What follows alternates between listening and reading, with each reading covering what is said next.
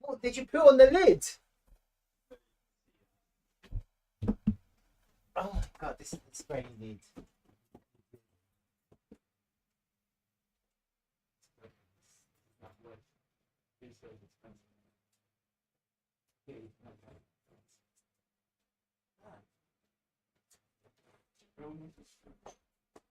I'll do it now. I don't know how long.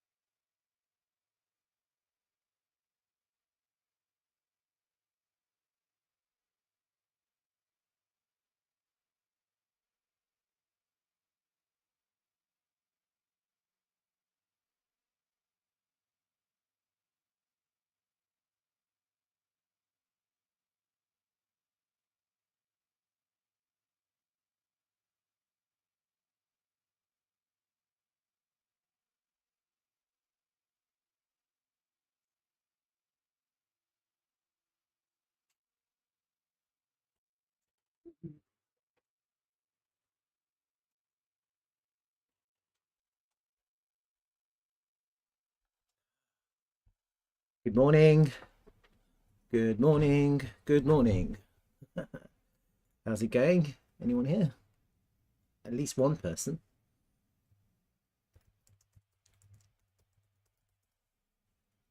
At least one person is here, hiding in the shadows, waiting, watching. Okay, let me just post my my Twitter, my tweet, and then I'll start. Begin. Jorge Campos, good morning. Yeah, see, I knew you were here. How's it going? Good. From, let me guess, El Salvador. Is it? It's early, no? Now? What time is it in El Salvador? No, it's late or early. What time is it?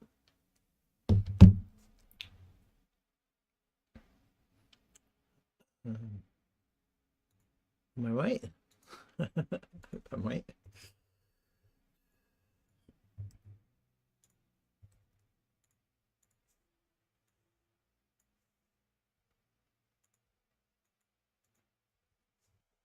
I'm just posting my link on Twitter and then we'll start. Got a really interesting session today. I've got some interesting things to say. Let me just post my link. Give me a second.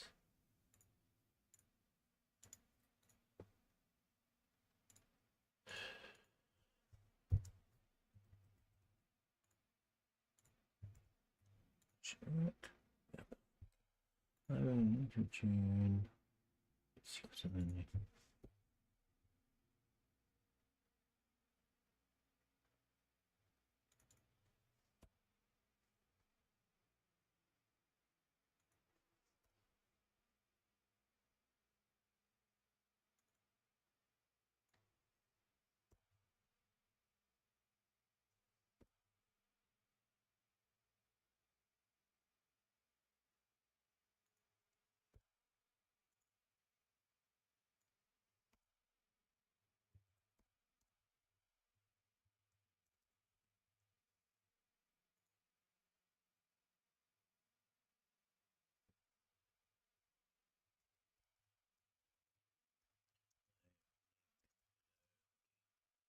Just have to post my link, otherwise no one will know that I'm streaming.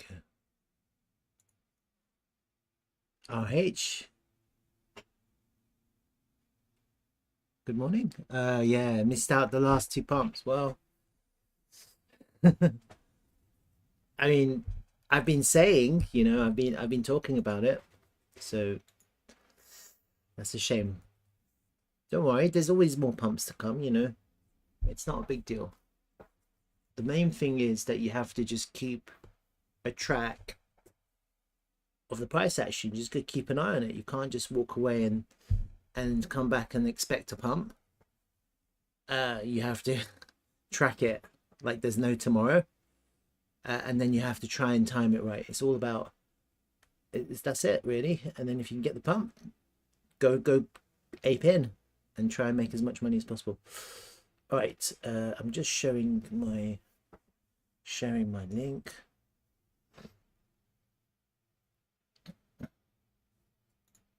Anyway, I've got some kind of interesting stuff to say today, and you know, obviously nothing is financial advice. I'm going to start now. Oh, and your phone died, sorry. Nothing is financial advice. It's my channel is mainly educational and then also entertainment value only. I think I just need to say that because I think you have to understand, and this is the most important thing, that you're responsible. We're all responsible for ourselves. Who cares what other people are saying? It doesn't matter. All that matters is what you think and what you believe. And because the universe revolves around us individually. And so therefore, just because I might say something, just because I might think something, or just because I might believe something, should not influence people in the way that they are sheep. You know, we shouldn't be sheep. We should make calculated, evaluated decisions, and then the responsibility lies on us. You can never ever say, well, I lost this amount of money, or I made this amount of money because of that person said so, or this person said so. At the end of the day, give yourself credit, or take the blame, take the responsibility.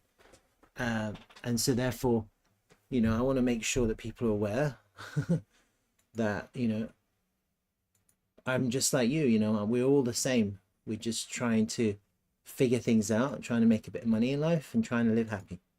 And we have ideas about the future, and we have ideas about what could happen. And then the question is how much we're willing to risk, and what our plan is for taking profit and exiting. And then we have to have, everyone has to have their own idea about that. Yeah. So I'm a very risk adverse person. I hate risking, honestly, I really do. That's why I like charting, because I like to minimize the risk by knowing exactly what's happening, by trying to figure out the movement. Okay, so you know, so different traders have different trading styles, and I see them on YouTube. I see them. Thank you, Jorge. He's saying thanks. Thanks you on following Slerf, and you've learned a lot from us. So, you know, the analysis. So most traders will analyze a chart. Yeah. Let's just say, for the sake of argument, you go to a completely brand new chart that you've never seen before. Okay. So let's just do this just for the sake of argument. Well, I've seen all of these. I don't know which one I haven't looked at. This is a brand new one. None of them are brand new. Don't think it's that one. Yeah. Let's say you have a look at a chart that's completely brand new. Yeah, it's like a black space. Let's say there's no volume. Yeah. You look at the higher time frames first, the monthly time frame, and most traders will think about good areas to buy and sell. Okay, they look at the chart and they're trying to figure out where's the best area to buy and sell.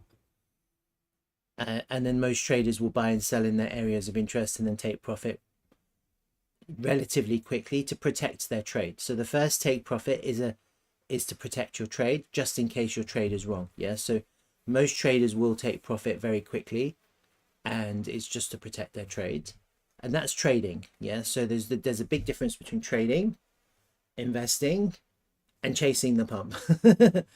And in a Bitcoin bull market, I don't think it's necessarily wrong to chase the pump. Yeah, I just think it's wrong to lose money chasing the pump.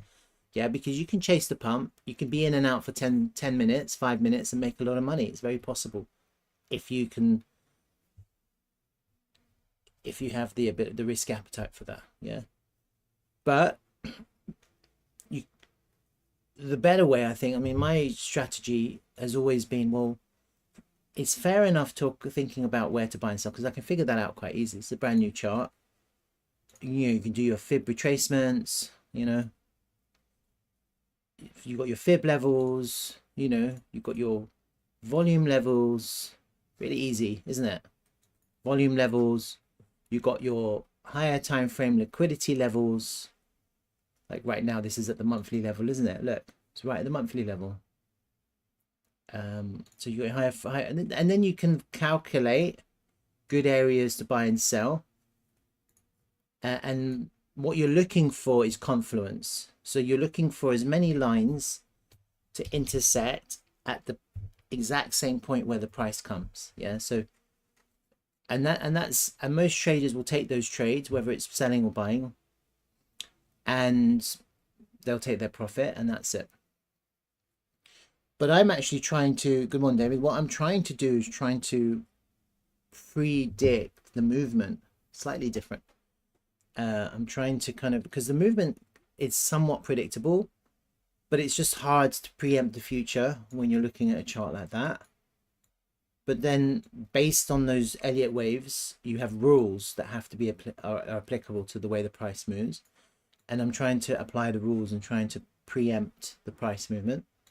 So it isn't just about one or two trades. I'm trying to figure out a way where we can just print, even when it's correcting. Because it's not easy to print money when it's correcting. It's a lot easier to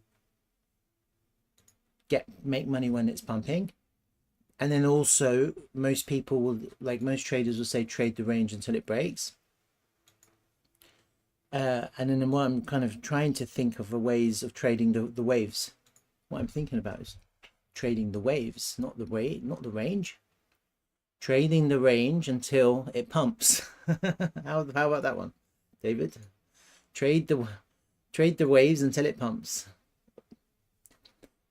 I think it's possible, and I think some of the analysis I've done on Slerf has shown that it could be possible. It could be possible to do that. So it kind of opens up different ideas of trading. Now, I don't know whether we should go into Bitcoin or we should go into Slerf first.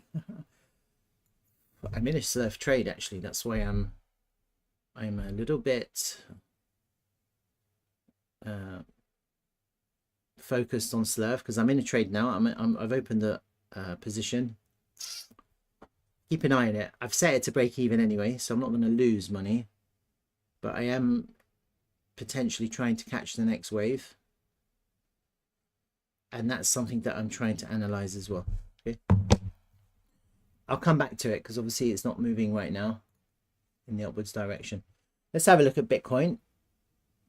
I've also got some interesting stuff to share with you guys. So if a few other people come on, like Cactus Cake or Tim or Dan or Craig or Gary, then I can kind of like, I had some conversations yesterday with some of the Slerf people.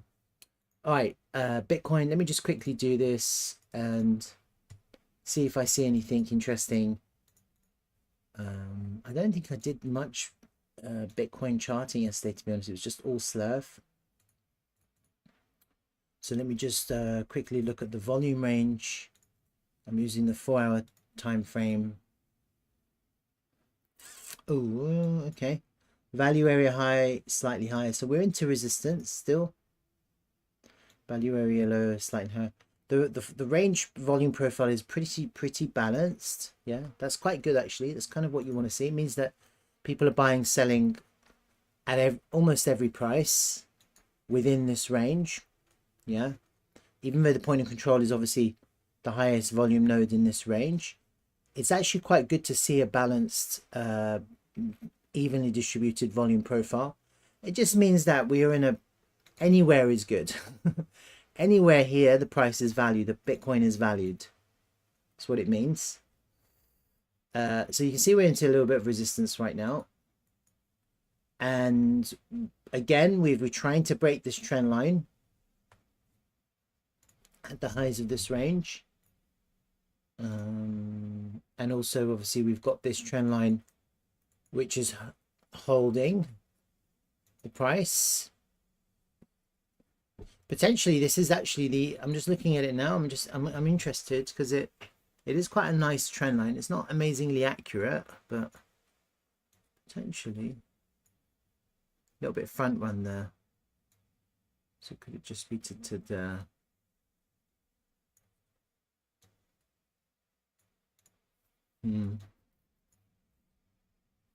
keep an eye on that. What's that bullish view? Did we get that?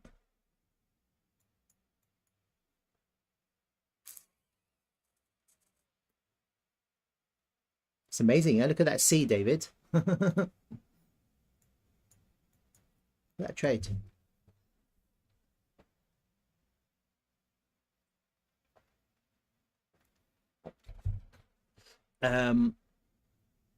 We're potentially at that D, huh? Look.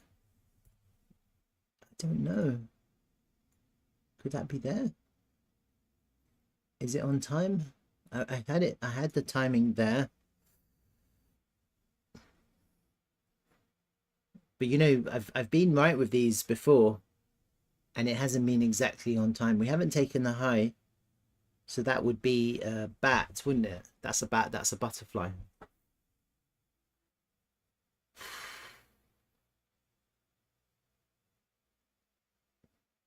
I wouldn't mind a swing failure. Right, this is something to look at. It's just good to look at these things. Right, so I've got my volume. Let me just have a look at the Gary's here, huh? Hey mate. Let me not lose I don't want to lose track of Slerf because no, it's fine. Into the value area high for the 5th time. 1, 2, 3, 4, 5. Okay. That was a failed auction. This, it failed to get through. This, it tried to get through, then failed. This was just a take profit run. Because obviously after you, a lot of people potentially were in BTC at the lows on this move. That was a really great place to take profit on the first instance. In the first instance, a candle closes above the value area high, you're up X%, you're going to take profit. That's what that was. So this kind of move down was a take profit, and right now we came back into the daily level there. We've had a reaction. That was yesterday. The day before yesterday, the daily level was front run. Yesterday we went into the daily level, took the liquidity, and now we're just kind of underneath that daily level still. So let me just pull my levels, see where we're at. We've also got a wash monthly level at the same place. So that was definitely strong resistance, still is, and the value area high. Obviously we've had the first initial reaction. That was that. It was a really good reaction, wasn't it? So definitely these levels that I'm marking out, where you see these levels of confluence, you know, you see the price does react. It doesn't ignore those levels. And obviously the more confluence you have, the stronger the area of interest. Once you see a reaction, you see the price quickly sells off or quickly reacts, then people quickly trade that move. Came back into the point of control. 1 test, 2 tests, multiple tests, massive liquidations at the lows. Reclaimed the point of control after briefly losing it for a second or two, and pumped right back up to the value area high. What do you think? it looks quite healthier. It looks quite bullish. We've got this trend line that we haven't lost. We're back into the highs. Right now it's looking a little bit like a flat top triangle in this little kind of area here, doesn't it? Tiny bit. It's looking a bit like a flat top triangle here. And as long as we don't lose this trend line, whatever happens, you want to see a breakout next. Yeah. Now, obviously, this is a daily time frame. So if we do get a pullback, you know, it will scare people, as it always does. But I'm just thinking to myself, are people shorting now? Would you short? Probably not. I don't think so. Why would you not short now? Well, it's the fifth time you're at the highs. Fifth. You don't short the fifth time. I think you short the second or third time. Yes. This was a massive TP. Yeah, that's what that was. It wasn't necessarily short centering. It was big take profits. Fifth time. I think fifth time people who short here are looking to get squeezed, in my opinion. Of course, it could still reject, but you don't short the fifth time you hit a level, do you? You're actually looking for that level to break. That's what you're looking to do. You're looking for it to break now. We're not looking for the price to reject, because again, we're back at the highs. Yeah. Now, we still haven't managed to get into this little top bit, this top bit here. And the great thing about the price action is that we haven't actually squeezed the highs yet. So while we've taken out this pivot here, these highs are still intact. And so naturally there's a potential here for some kind of short squeeze cascade. And that basically means that if you have stop losses above this pivot, if you have stop losses above that pivot, and above that pivot, because people will obviously put their stop losses. Good morning, David Cruz. How are you? Welcome. Obviously, people put stop losses at different pivots, but in this kind of setup, if you liquidate these guys here, you end up liquidating these guys here, you end up liquidating these guys here, and then you end up liquidating the all-time high. You get like one kind of massive short squeeze potentially. That's assuming that people have stop losses there and they haven't already scaled out of their shorts. And obviously if people are shorting now, naturally they will put their stop losses at the high, because in my opinion you put it at this local daily high, because if that gets taken out, then you're taking out the rest. You can see there's a little bit of a waterfall in the highs, and you can easily imagine a squeeze up where we take out all the highs in one candle. You can imagine that, no? So naturally, if people are shorting, I think now probably it's going to be at this local high here, probably. And I don't see why someone would still have their stop loss at the all-time high.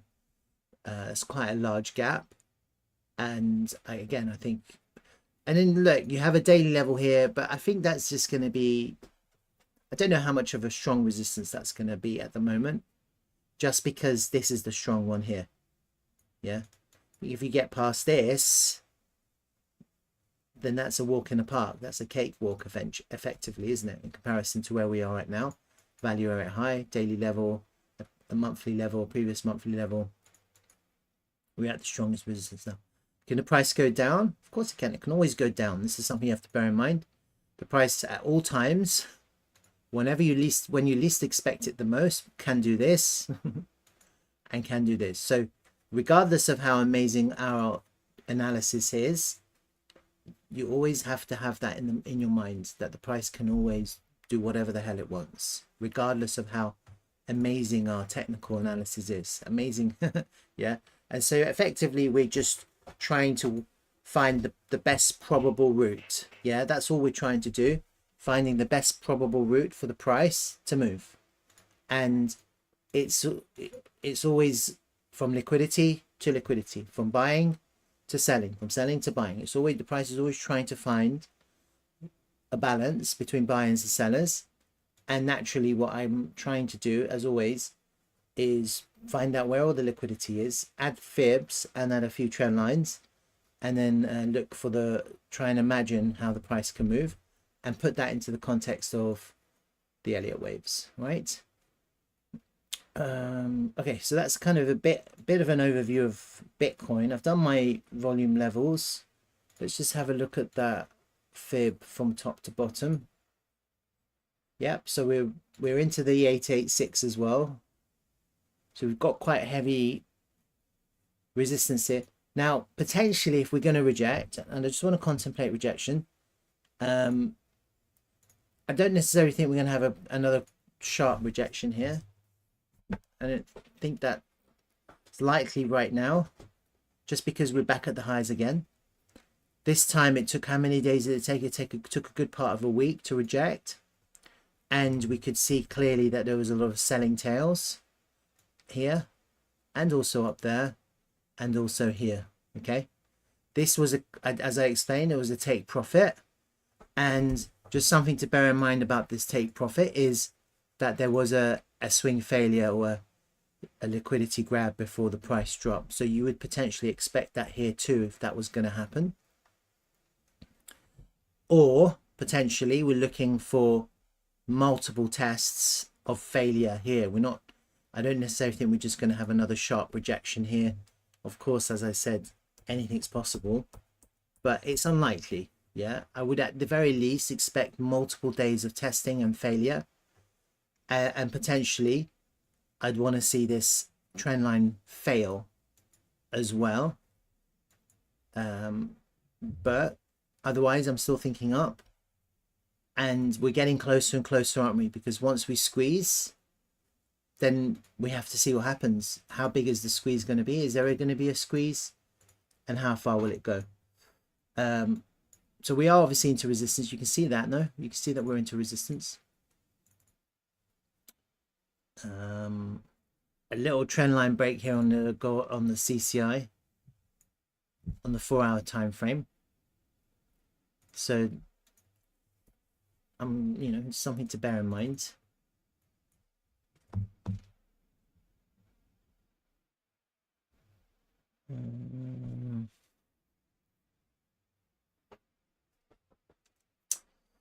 So I'm just wondering, do we go back down one more time here?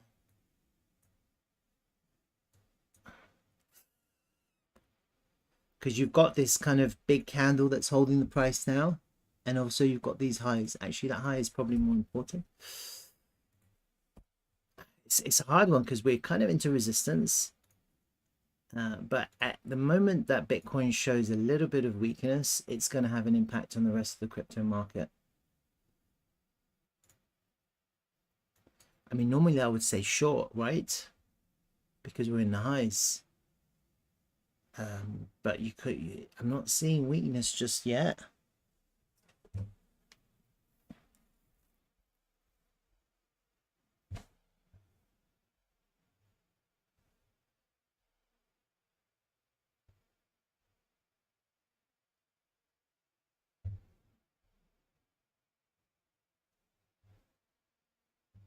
I'm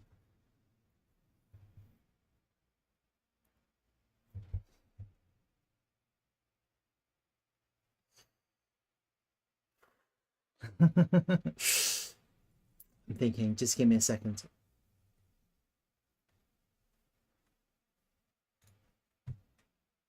It's not always that easy, you know.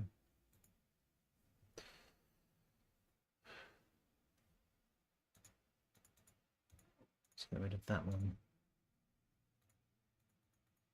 Let's just get rid of these. What's that bullish view again? I'm gonna have a look at that. What's that local volume? What's that trend lines? Okay. Should I preferred that one? Doesn't really matter actually. Right. Let me just have a look at the order flow as well quickly, because that might help. What's it saying?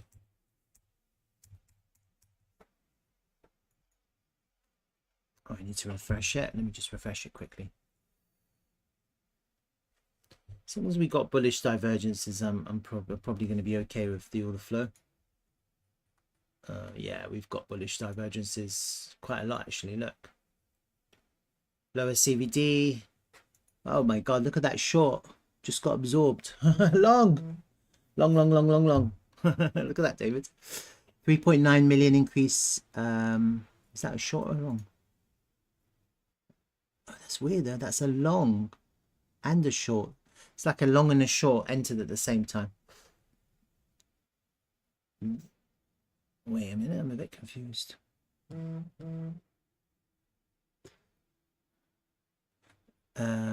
Definitely absorbed here. There's definitely big absorption here because the CVD's gone down, the price is making a higher low.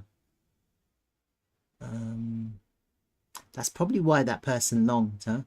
So there's a big long in there and then the big short. The long is up there at 1.5 mil. So the price has gone down after the person longed. But you can see here that we have bullish CVD divergences on this range, just this price action here. From this low to this low, we don't. It's only in the last hour, 2 hours, 3 hours. Price going down, OI going up. So you can see there's shorts building. Since about 4 a.m. you've got shorts building.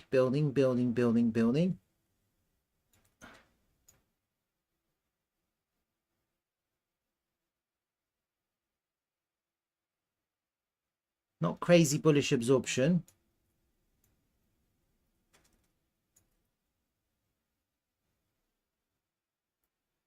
I mean, you could argue the CVD is slightly lower because there is slight bullish absorption, slight, because the lows are here and the price are getting higher. Where's the VWAP? We're under the VWAP. I've just been stopped out, break even on Slerf. So that's not ready to go up. To look at that.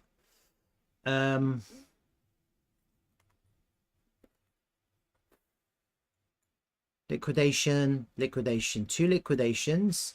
So shorts squeeze, long squeeze.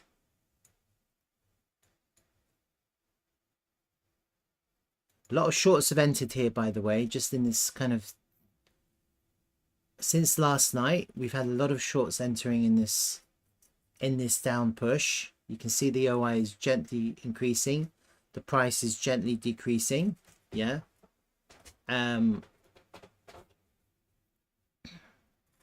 That was an attempt to push up and it didn't work. It was a failed attempt. Now shorts are entering. All right. I'm not seeing crazy bullish CVD, only slightly. You make a lower low here, then you're invalidating that bullish CVD. Okay. And if people are longing for the breakout, they're going to get trapped.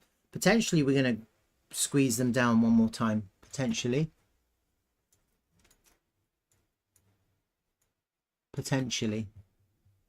Just kind of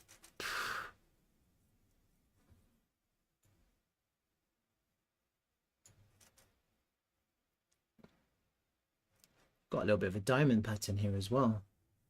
Look at that one.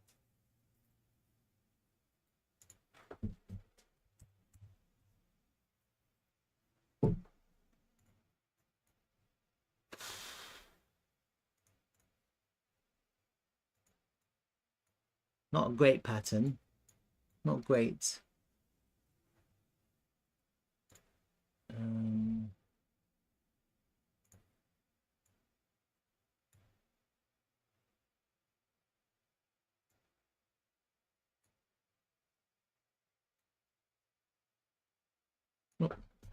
I could draw.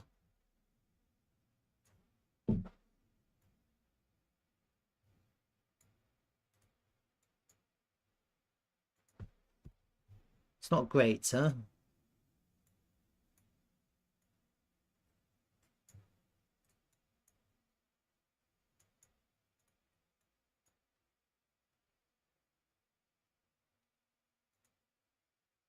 What do you think, David?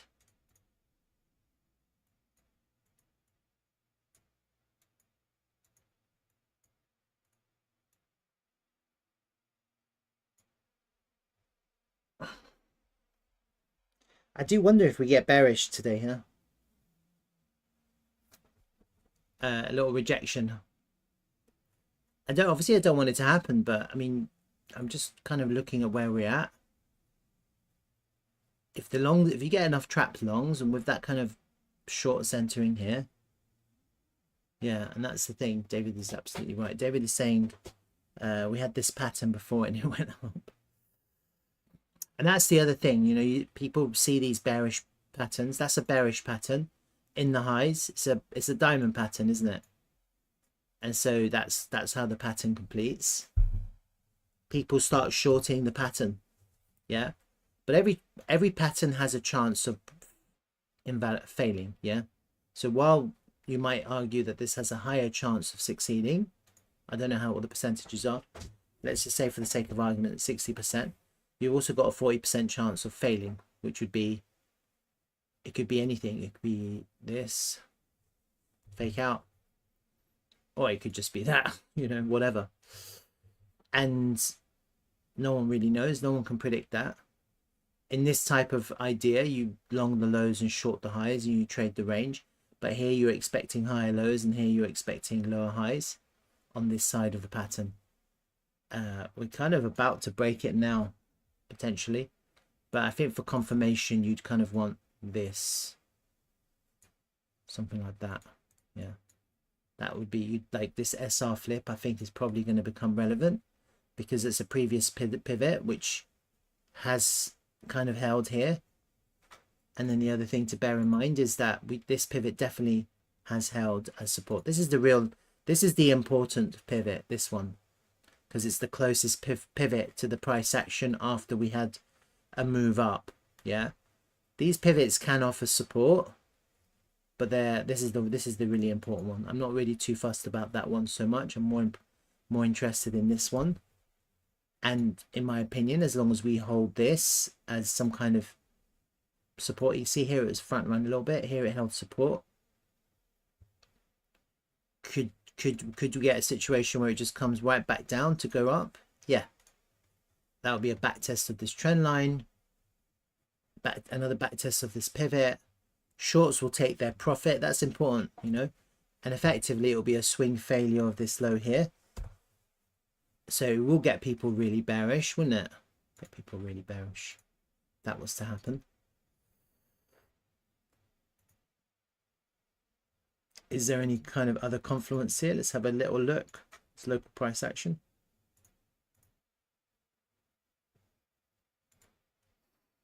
Kind of at the value area low of this little range. Little swing failure here. Right back into this pivot and this trend line. Throw in a liquidation. You could be in for a good long setup if it has the right reaction. And it's always about looking for the reaction first. It would be kind of coming back down. I mean, the lower the better, right? Without losing the pivots. And so you're looking for the price to come down and go right back up. The best ones are where you get really high volume. Yeah. If you get high volume and the price comes back up, then that's your signal. And so it's good to look at the candles and see if the volume increases. And then if you get a swing failure. It's not obviously at the golden pocket. But the golden pocket is quite low. I mean, I don't want it to come back into the golden pocket. That's the thing. It's just too lower. You don't want it to come down there.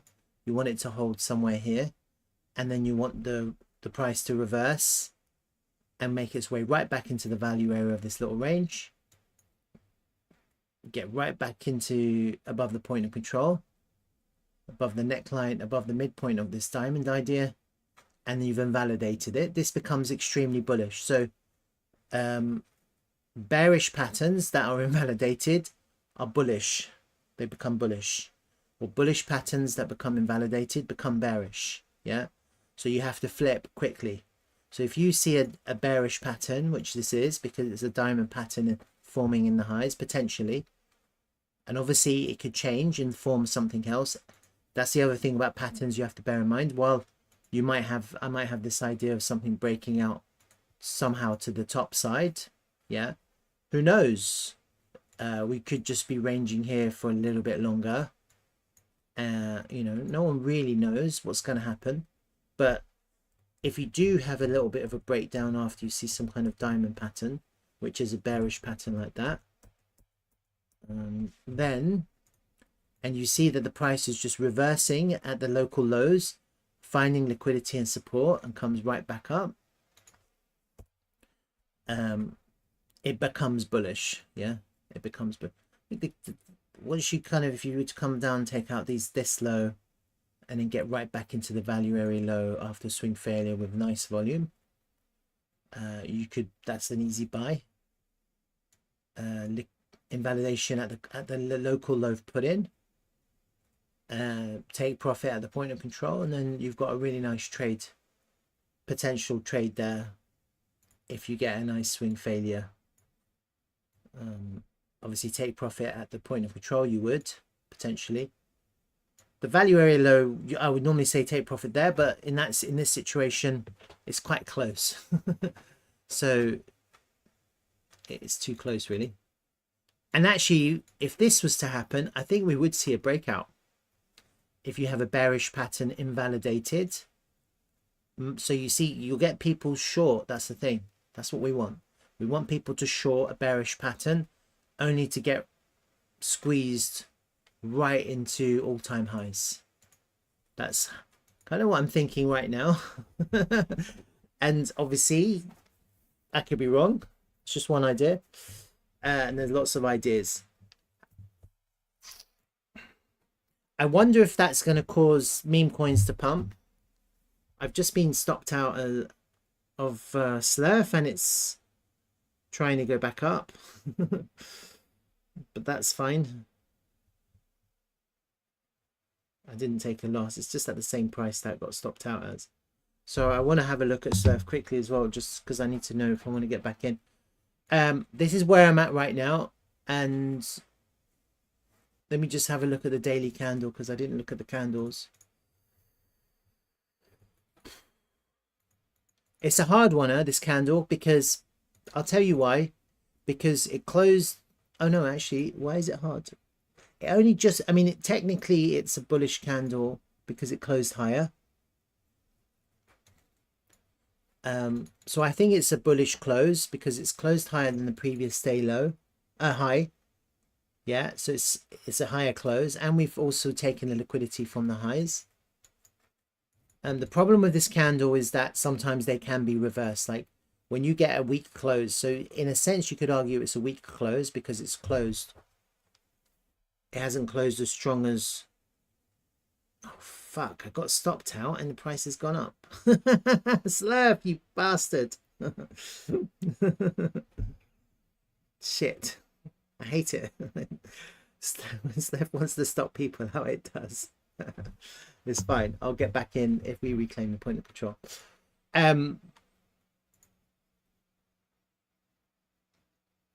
It's a tricky one, yeah. It's a tricky setup here, because sometimes you can get the price come into these wicks and reverse. Let me see if I can find it for you. Here, look, see that? This is the one. This was different though. This is the all-time high, but you see how the price, this is actually a weaker close, as it closed under the high, yeah. The next candle actually took the high before it rejected, but you got to be a little bit wary of those closes, because sometimes they could reverse. Let me see if I can find another one here for you. Kind of something like that. When it just closes into a previous wick like that, it can reverse. I'm not expecting it, but anyway, just want to make you aware of that. All right, let's have a look at the weekly. So we're above the previous weekly high now. You see that? I find it very difficult to think that we're going to reject. Just looking at the current price action, seeing that it's only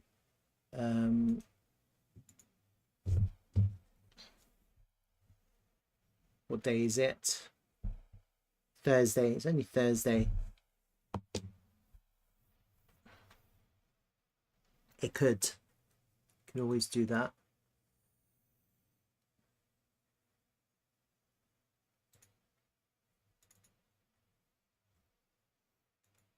I am wondering if we just kind of fake out one time here. I mean, it's a hard one because also look on the CCI, I'm seeing massive bullish absorption. See this? This is the 1 hour time frame on Bitcoin. Look at the MACD. It's going down. Higher lows, making higher lows. That's hidden bullish divergence here.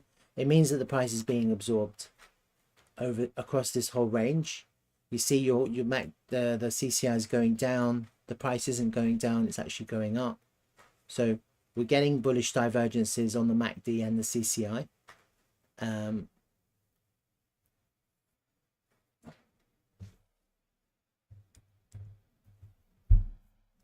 So I am bullish. And as long as we just hold these support levels, I'm bullish. We are making higher lows. So obviously people are buying. And the good thing about higher lows is you can move your invalidation up. So I do wonder if we get a little squeeze down and then right back up for a short squeeze up. All right, that's what I'm thinking. All right, nothing changes until we start losing levels. Yeah, so obviously the first level that we'll start losing convincingly will be this first pivot, I think, because after you get some kind of drop, you won't get a reaction like this. Instead, you know, you'll get something more like that. Yeah, if you don't get a good reaction, obviously the other thing that can happen is you do get a reaction, but it fails. Same thing. So this is kind of more of a deeper drop, but possibly you get a reaction and then it's limp and it fails. Yeah, and so really this pivot's important. So I don't mind if we fake out just for a liquidity run, just to go back up, but you have to see it happen. If you're expecting something and it doesn't happen, then it's not happening. So change your view. Veg food lover BLR, how are you doing? Can you please check Gary? Gary's shit, dude. I looked at it yesterday. It was shit. What can I say? I've no good news for you. But I do actually, if you stay online long enough. Oh, why did I delete that? If you stay on long enough, I've got some amazing alpha for you. You can make a shit ton of money potentially if you stay on long enough. But if you just go, then you're gonna miss all the alpha. So Gary's rubbish though, dude. Diamond fake out. All right, that's kind of where I'm at with Bitcoin at the moment. Yeah, not to alarm people, but this is what I'm seeing. And strength here would be just going up and and that's the other thing. Right now, there's no need to buy or sell really in Bitcoin here. It makes no sense because you're gambling, because you know the price isn't moving. Look at this. Ideally, what you'd want to do is wait for a sign of strength. In the context here, a sign of strength would just be to go up there, flip that into support. Quite easy to see. If we can get above there and flip it into support, at least then you have an invalidation. It'll just be coming right back down. That would be your invalidation, okay? But if the price does start going up there, you'd expect it to continue going up. That's what you're expecting. If you see volume coming in and the price pushing up, don't fade out of that. You know, this is your moment. This is our moment of glory potentially. If we do have a mega squeeze, you want to catch it, you know, and even if you don't take profits early because you're expecting higher, just make sure you are careful that once you are in profit, either take some to protect your trade or set to break even just in case this happens. You know, you always have to be aware of that. Don't ever think that can't happen. It can always happen. And so just be aware of that. Obviously, if you get stopped out prematurely, you see it's still moving, just get right back in. And just have tight invalidations. It's not a big deal. It's, you know, when you're trading long at the highs, you have to be a lot more protective and careful. Yeah, if you look, a lot of traders say I will never long at the highs, but if we're about to break out to $86,000, why not? Why wouldn't you? Of course you would, but you just have to be careful, because also at the highs you can get destroyed, especially if you're taking losses for every trade. And so the key is that each trade you take, that you don't take a loss. That's priority number one. So you either take enough profit in the first instance to protect your trade in case it gets stopped out, or you set to break even so you don't lose money once you're in profit. Yeah, you can't lose money on trades. That's not a good way to approach trading. Yeah, you have to even if you take a little bit of money, it's better than losing money. Making a little bit is always better than losing. So that's kind of what I'm looking for. I'm not looking to long unless I see what I want to see down here. Okay. And if I see that, yeah, a nice long. Just ride the wave. All right. Do you want me to go and have a look at Elliott waves? I'm not sure I'm going to bother, because it's quite time consuming and I don't think it's going to give us any insight. We either go up or we go down, really. I mean, that's it.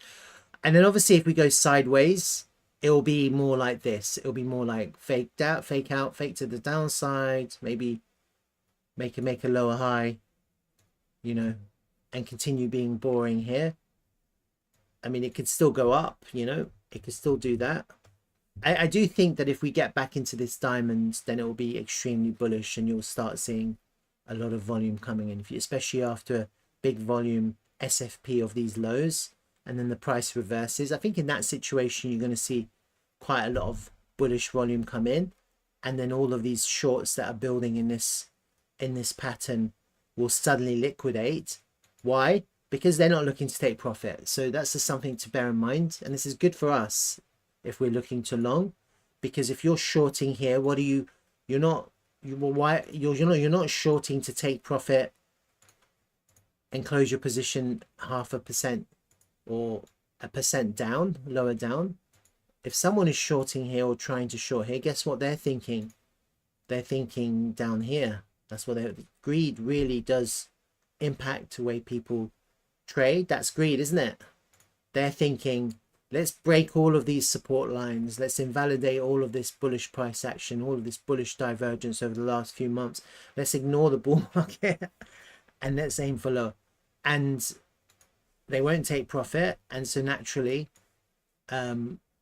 it's not a bad opportunity if we get this. And then obviously if we do get this kind of price action where we get nice volume, swing failure, price starts moving up back into the value area, invalidate this pattern, and then we can have a really nice short squeeze to take out those highs that I was kind of imagining needed to be taken out as like a waterfall, like a cascade of SFPs. All right, that's my BTC update. David is saying at 1:30 unemployment claims normally creates volatility, so there you have it. It's probably safer to wait for the unemployment claims to come through before seeing what happens. If it gets volatile, it can get volatile to the upside and the downside. Of course, we could go down. Yeah, don't think that just because I'm imagining an invalidated bearish pattern that it can't just do this. Of course it can. Actually, that would be correct. You could argue that the probabilities for this, actually, for a bearish pattern to complete, if that was to happen, you could still long. You just wouldn't long here because you didn't see the right reaction. You'd be longing lower down, huh? Now, the long lower down wouldn't be great. It would literally be a knife catch potentially for that. Just because I don't know if it's a good idea to just long willy-nilly into falling prices, unless you get like a real kind of an indication, and in my mind probably an SFP. So I wouldn't bother with the long unless there was an SFP. The SFP has to be the same kind of reaction you're looking for, increasing volume into the SFP. That's what you want to see. The volume has to increase, and then you can if you get an SFP, then you can long that. But then again, you're not looking to take it up. You're only looking to capture the bounce. Okay. If this happens, it'll look bearish, right? It'll look really bearish. And so you'll start getting more people shorting. And I don't know if it's going to happen or not. If you're going to short, then your invalidation has to be that high. It's quite a wide invalidation, so it's not really worth it in terms of ROI. You could put your invalidation lower down because we are getting lower highs, but it's also, you know, it's also possible for the price to do this. I'll show you. You know, the price could also, especially if that news that's coming out later, could take the local highs without taking the higher high and do that. Yeah. And then if that was to happen, it would look like a head and shoulders pattern, wouldn't it?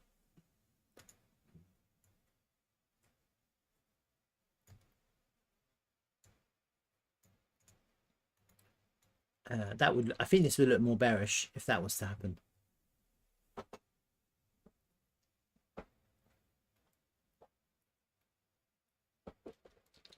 If you get that, I think you could short that, take out the local highs and then have the price drop down.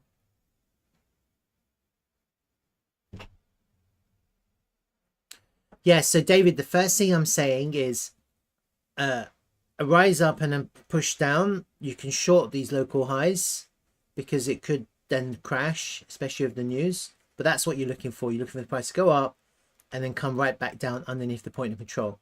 If that happens, you could probably short that. Just short that and you have an easy invalidation. Okay. Otherwise, the diamond pattern breaks to the downside. It could be, you know, diamond triangle, doesn't really matter. It breaks down and you get a nice back test of this pivot. Swing failure, this low, maybe that low. Who knows which low, really. One of these lows. You need to see volume and you need to see a reaction. So you need to see the price come back above that pivot. That could be a long. I think if you get a swing failure here in this kind of area, then we're probably, with volume, we're probably looking to invalidate this pattern to go up. And obviously that could happen. That would be really good if that happened with this. So this would be, in my mind, this would be the best, potentially the best case scenario. Up, down, up. It has happened before. Liquidate the shorts, liquidate the longs, and actually just push up. And market makers can do that. Yeah. All they do is they fat finger buy, fat finger sell, and then fat finger buy. 1, 2, 1. So if it's going to get volatile, just wait for the reaction and take the entry. That's short in my mind. I mean, again, you have to take profit. But obviously, you know, the other thing that can happen is just that. And so we're in a bit of a kind of interesting situation here where pretty much anything can happen. But probably the best trades will be seeing swing failures and taking them. And then obviously, ultimately, if we want to go up, we have to flip this area, this daily level and this kind of monthly level into support. There's no way that we're going to go up without flipping that into support. So naturally, you either wait for the flip or you long lower on it and have an entry. And the entry is going to be a swing failure, right? And then if we go up and reject first, then you can short that too, because we might not get the reaction here as well. Okay, so you'd want to be in a short if that was to happen. But then I don't know if I would short unless we lost the point of control after you have a reaction, because you know, you can you always have to bear that in mind if that was to happen. Ultimately, if you were to short there, you could bounce off the point of control. So it's probably, in this situation, lose the point of control. Yeah, lose it first. Doesn't really matter if you short the pico top here, lose the point of control, then you'll start getting longs close at market. Then you want to be in a short when that happens. And then obviously you can long on the point of control if it holds as support, if we do that. But again, it'll be a lot safer to just have a reclaim. You see strength, follow the strength, see strength come in, reclaim that area for a long there, because then you would be thinking about a short squeeze going up. Yeah, so you have to kind of react quite fast and have it kind of prepared in your mind, these areas. All right, I don't know if that helped. It's not really helpful, to be honest with you, because basically what I'm saying, the price can go up and down, but that's the situation we're in now. We're just underneath the all-time high. We're consolidating. We've had quite a lot of impulsive moves. We've had a lot of fake outs, you know, and now we're here. And it's the crux. Does the price go up or down? I think up. Why? Because we had a really bullish monthly candle and we're going up. Look. I'm not contemplating, like, we're only at the beginning of the month, 6 days into the month. I'm not thinking down right now. We haven't even taken the liquidity from the highs. At least let's take the liquidity before we go down. At least let's get a rejection from the all-time high before we go down. This, for me, this makes no sense. If we were to go down from here, it would make absolutely no sense. You know, but who knows? Entertainment value only. That's Bitcoin. Any questions on that? If anyone has joined me for the first time, thank you. I think I've not seen David Cruz here before. David, 2 Davids now. David, you still here? David Cruz. Any questions? That's kind of my mindset for Bitcoin. Let me have a look at Slerf. Right, Slerf has been a bit tricky, right? This correction. It's been bullish to some degree, but also, you know, it's obviously struggling at some points. Yesterday I was thinking that if we wanted to impulse, we should have impulsed, and we didn't impulse, right? It went up, but it didn't impulse. So on Twitter, Gary and I were having a little bit of a conversation. Hopefully, Gary, you've been locking in some profits. Obviously, we're just trying. We're hoping and expecting for another move, and I'm gonna have a look at that now again, because you have to reevaluate all the freaking time. You can't just assume that just because you did an analysis yesterday or an hour ago or 2 hours ago that it's correct. You have to update your analysis. Yeah, so obviously yesterday I was posting some stuff, so I had some ideas based on the current price action. I've got a lot of views. Shit. I hope people understand this NFA. Oh, David Cruz, I'm coming to El Salvador in December this year. I'm coming. I'm going to come for 3 weeks. I'm going to meet you, George A. Campos and David Cruz. Just don't kidnap me. I'm just joking. I know that you put all the criminals behind bars, so that's good news.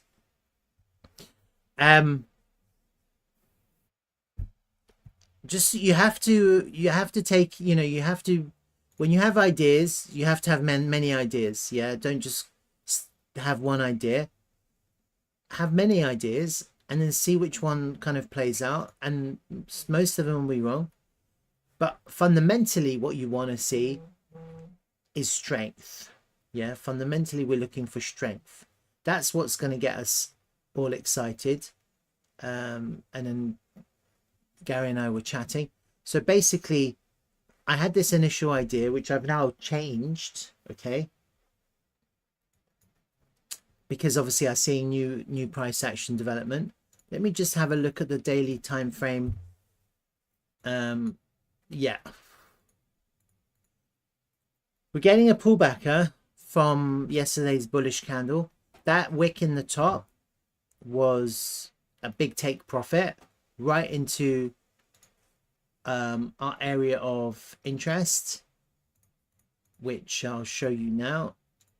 And I'm going to just update the volume now as well. So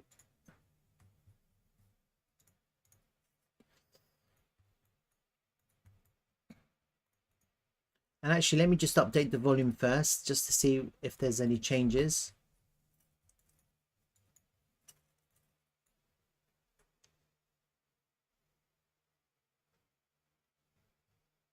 Take you to the best places to eat. Amazing. I don't eat meat, by the way, so just bear that in mind. Let me just have a look at the overall range. Yeah, you see.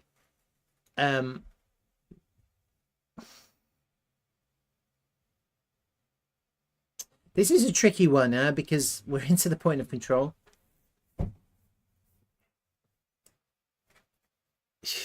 You just don't break the point of control like that.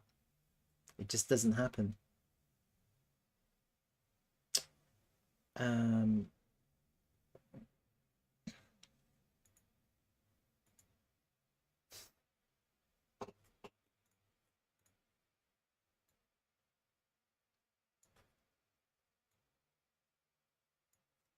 Okay, got rid of that.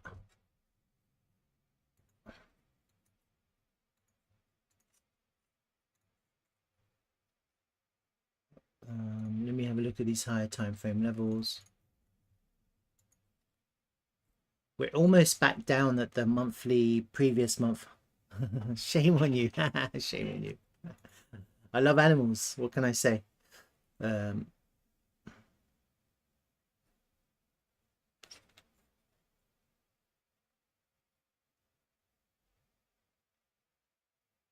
You're gonna try, Marve, welcome.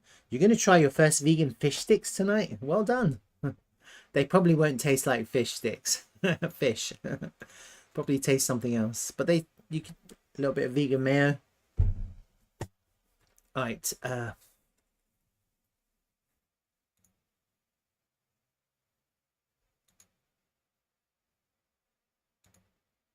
Just give me a second. I'm having a look at these candles. This 12-hour candle is actually it's not a good candle in the highs. It's quite a bearish reversal candle. We're having a little bit of a bearish reaction off that 12-hour candle. The price has come back into this green candle, and off this 4-hour candle has offered resistance. See that?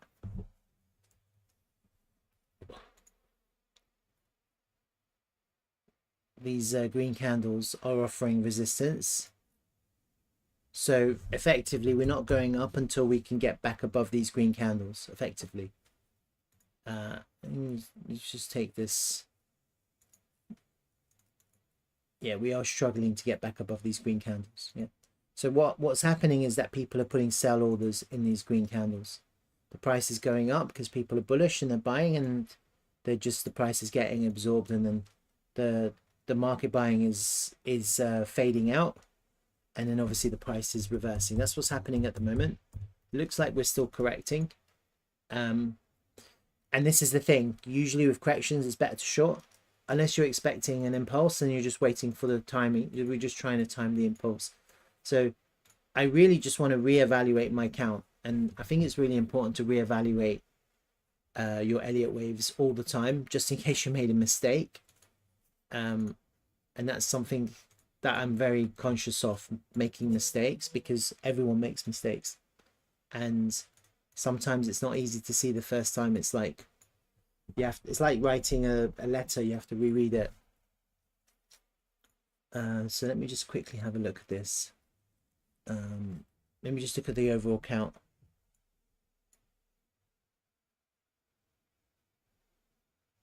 Or are they retaining on the gains for early investors? What do you mean, Marvy?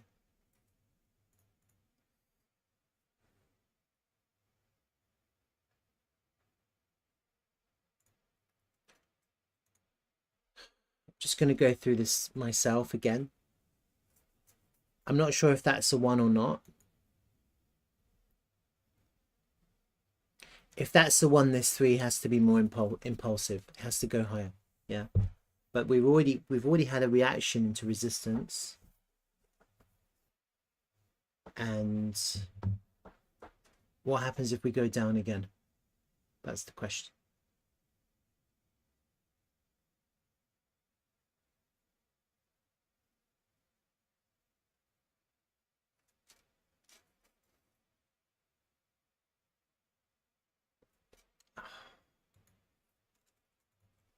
I don't know. I don't think so. But...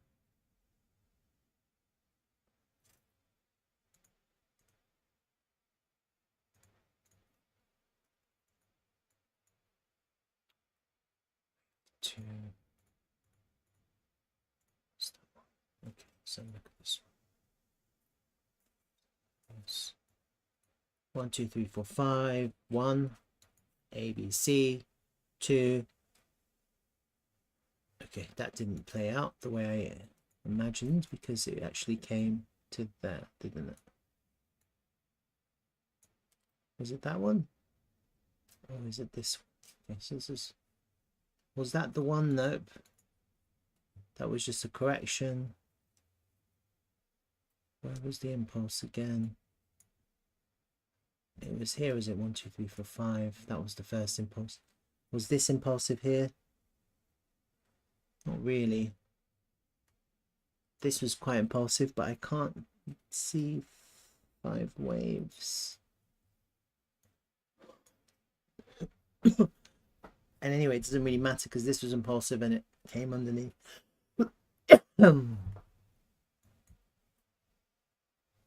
1.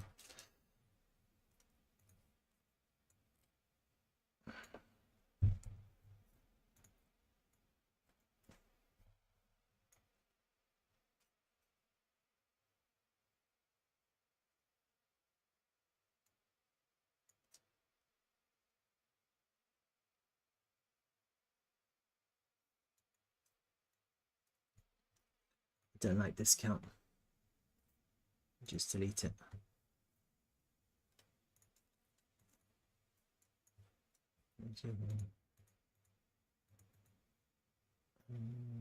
A bit slightly different there. It doesn't really matter. But let me just move this impulse up to there and to there. Delete this one. I'll keep that one. Okay. Wave 1. Let's have a look at that.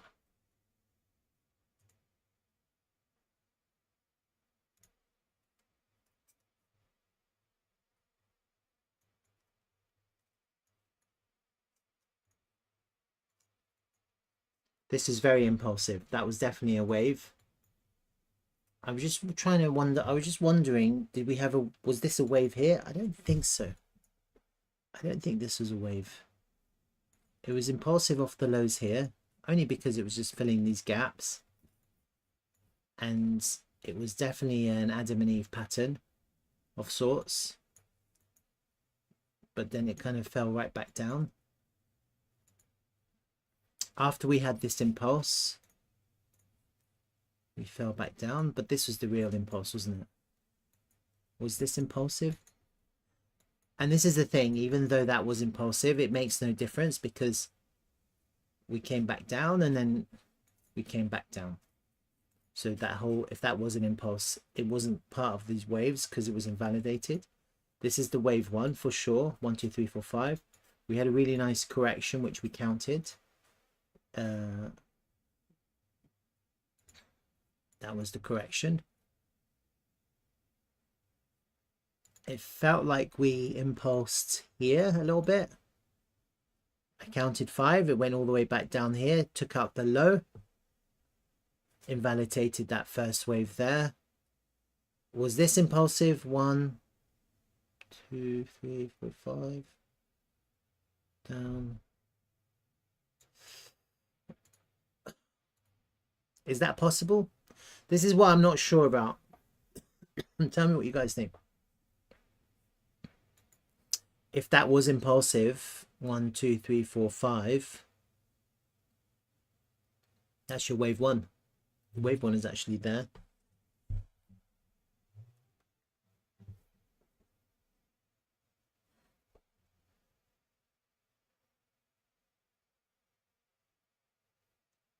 So why have I got wave 1 there?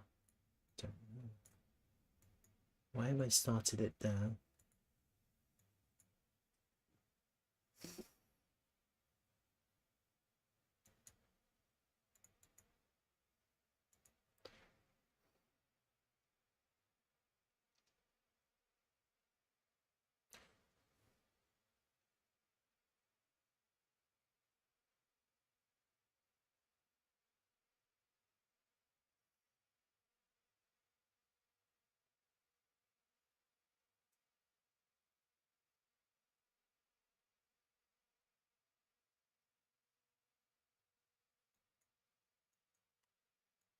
One, two, three, four, five.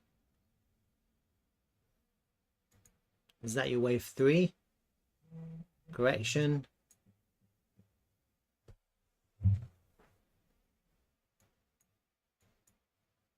One.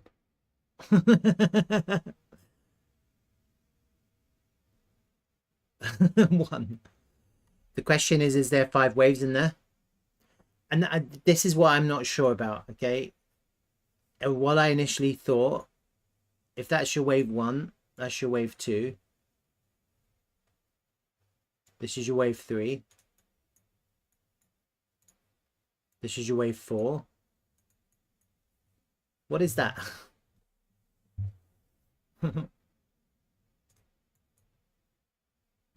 What is that? And there must be 5 waves in that, but is that correction? Is that it? Is that the move?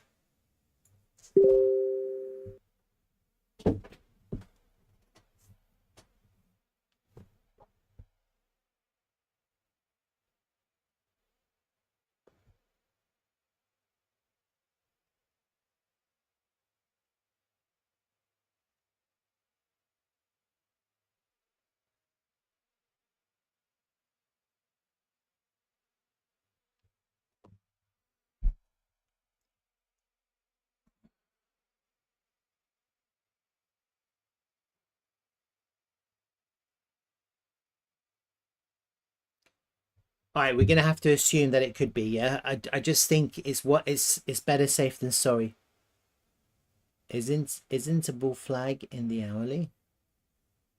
Let's have a look.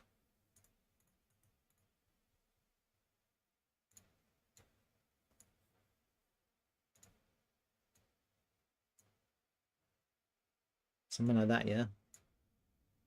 The problem down here is that once you come into this candle here, and actually we have this looks like it wants to go down now, yeah. The problem here is once you get into this candle, we've come, you can feel it. You can feel this candle. That's the problem. We'd have to get a bullish reaction off this idea that you have. Yeah, it could be. Yeah, it definitely could be. It definitely could be. I think we just have to be safe than sorry. Yeah, I don't want to get people bearish, because I'm not bearish at all. And I was just chatting to a couple of people about Slerf yesterday from the Slerf crew, from the Slerf team, and they have some really massive plans for Slerf. So I think it's like bullish AF, to be honest with you. The best strategy is holding spot and accumulating. Obviously, I want people to accumulate TRVL too, but I also want people to make a shit ton of money. I don't want people to fade out of something which is going to make them rich. I think this is one of those tokens which is going to get everyone rich. The best strategy is obviously dollar cost averaging in, scaling in. And then you don't even really have to think about the price. All you have to be thinking about is accumulating as much Slerf as possible. Yeah, have that in your mindset, and I think you don't. I mean, this is fun. Then all this is entertainment, and so in that context, take what I'm saying as literally entertainment, as just we're having fun. We're just tracking the price. We're seeing if we can predict it, and you know, it's kind of interesting. seeing candles print, seeing patterns, formations form, and seeing where the price bounces off and reacts off. Yeah, obviously there are opportunities for leverage trading, but you can lose a shit ton of money leverage trading, I know. And it's with leverage trading, you need to be extremely disciplined. Yeah. But anyway, I'm just going to contemplate the bearish. When I say bearish, I mean more corrective move. I think I initially remember when I initially said I thought that was just the wave one, yeah, yesterday, because I saw that these waves, this is the one, this is the two, this is the three, this is some kind of four, and then we're into some kind of bigger five. That was just the wave one of the five. We're in the last wave here, potentially, of this three. If this whole thing is a one, this is a two. We've had our 1, 2, 3, 4, and we're in the five. And then initially, just because of the way it impulsed, I said maybe this is just the one, and we're looking for two more. Okay, but I could also be wrong. Just bear that in mind. Maybe that's the five, and that's it. The problem with the and this is the problem. The problem with this idea of this being the five, yeah. If that's it, if this wave now is complete, this whole thing now is wave three, yeah. This is wave one. This is wave two, wave three. I'm just kind of contemplating that idea. Yeah, I don't know. And yesterday I was really bullish, thinking, okay, I almost think, and this is the thing, like, just because I saw the way like I remember I counted the bars of the correction. You know, here we were looking at what, on the 30-minute time frame, it's 23 bars. Here on here, how many bars was this? About 30 bars. Okay, and so far what have we had? 47, 49, 50, but it's like too long, isn't it? It's too long. It's gone on too long, yeah. And that makes me think that we've had our 5 waves. It's that really, I hate to say it, but it's got me. And unless we see strength that proves otherwise, I have to go with what I'm seeing. I can't just ignore it. And if something changes, I'm gonna have to change with the change. Yeah, I was expecting yesterday, if this was the wave one of the 5, and I was expecting another 2 big moves, 3 and a 5 potentially, and really it should have happened there, really, yeah, and it didn't. It went up, and so that's the thing. When I was locating the price action yesterday, it was a good place to buy, because I did it like this, didn't I? I think I've deleted it now, but effectively I was going A, B, C, some kind of A, B, C here, and then some kind of A, B, C. It's easier to see on a 5-minute time frame, yeah. And then I posted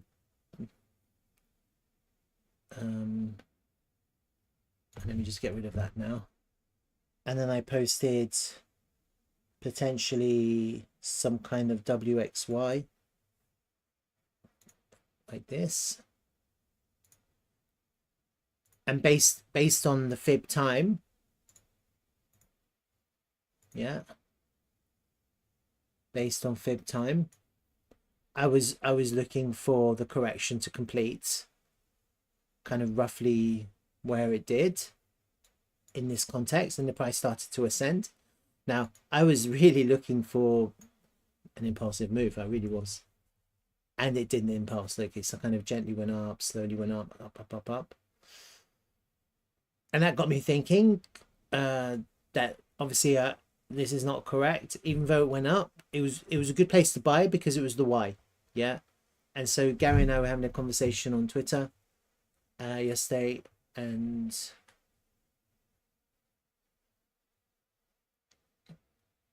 timing was on point. I kind of had some ideas that it would drop. I wanted to see how we could impulse. But but basically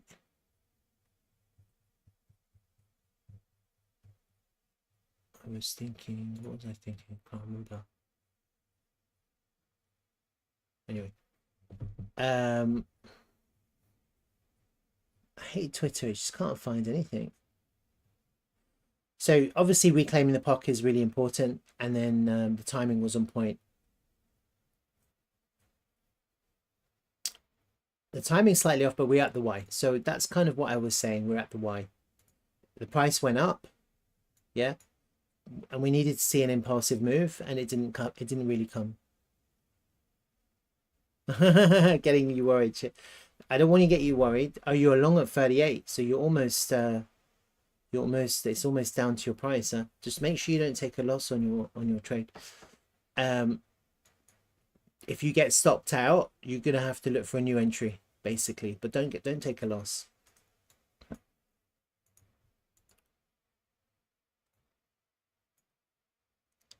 It didn't impulse, yeah, and you say that. I was probably up later. I don't really sleep these days. I'm like, I'm just in front of my I'm on my phone, worried that I'm gonna get like some kind of hit team, Gary's hit team, because he lost a shit ton of money, and he's blaming me for it.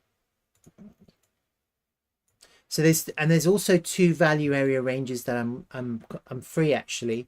So initially I was looking at the impulsive volume, okay, so just the impulsive volume, and then also I'm looking at the whole move, the volume from the whole move as well. So that's just to see where all the volume is. I'm not taking into consideration historic volume. I'm just looking at the volume from the first wave, because we know where the overall range volume is. I'm looking at the volume from the first wave, the first correction, and then this obviously this next move, to see where the levels of support and resistance are. We're at the value area low now, huh? So it's at the bottom of this volume range. Okay, it's a good place to buy. It's not a place to sell. We haven't lost that. Which one of these volume ranges do I like the most? Probably the one at the lower value area, which is so basically the current range. Oh no. So the impulse. I like the impulse volume. You can see clearly now. Yesterday when it reclaimed the point of control, we got a little bit of kind of increase in volume, but it wasn't impulsive. So just when you're looking for a move, you have to see the impulse. If you don't see the impulse, it's not impulsive. And this is impulsive. So just familiarize yourself with impulse. Yeah. Look at the volume. Look at the increase in price. Look at it. It's high, and you've got increasing. You see that? That's what you're looking for. If you're expecting something and it doesn't come the way you expected, then it's not coming, or it hasn't come. Yeah. If you wait long enough and the price is ascending, but it still hasn't come, and in the context here, it had to come after we reclaimed the point of control. That was the moment of glory. Yeah. Up, bounce, bam. That's what you wanted to see. Yeah. And we had a little bit of kind of attempt. It was a failed attempt. Went up, kind of got to the value area high, and as soon as the price came underneath this pivot here, it just sold off. You see that? So you've got to be aware of swing failures after you're expecting a pump, because that's not a sign of strength. That's actually a sign of weakness. So we saw that. I didn't mind that so much, because I know that for the price to go up, sometimes the price has to come down quite fast. So this morning I was looking at the a bit earlier, I was looking at the price action. I was just thinking to myself, well, obviously that was not correct. Then I was thinking maybe there's something else in play, something that I haven't really contemplated. So when that happens, just reevaluate. Let me just now mark these off.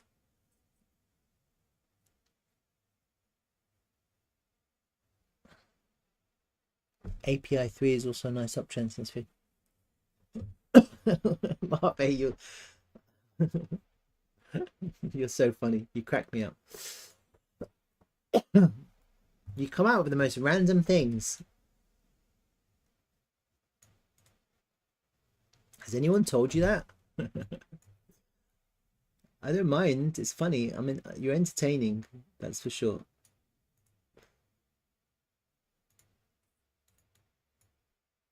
All right, let me just get rid of this so it's a bit clearer.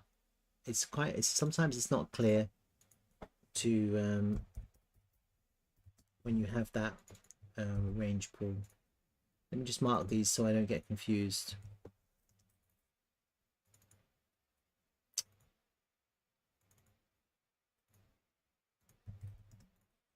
Let me just see. I just want to hone in on the local price actions to see where it's coming to actually.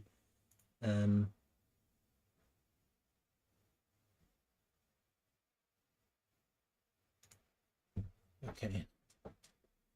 All right, let me just count this again from the top. I'm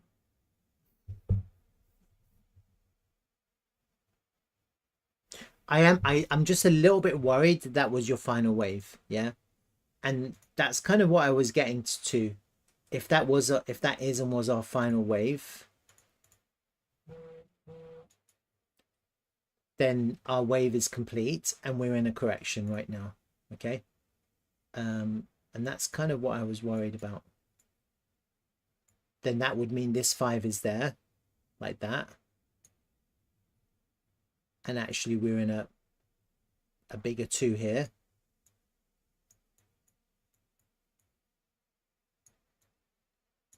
Getting ready for the next wave, the big 3. That's kind of what I'm possibly thinking now, without trying to alarm people, that we've had our 5 waves and that was the final wave. It wasn't one of the last 5. It just happened. It just happened in a straight line. And the only reason why I'm thinking that is because I think the correction's gone a little bit too long. Yeah. It's just a little bit too long for my liking. And obviously, if I suddenly see strength, I will flip instantly. I'm not going to just fade out on this. If I suddenly see injection of volume, what I'm looking for, we've seen it before a few times, is another this. Yeah. So it's not a bad idea to have a position open, whether it's spot.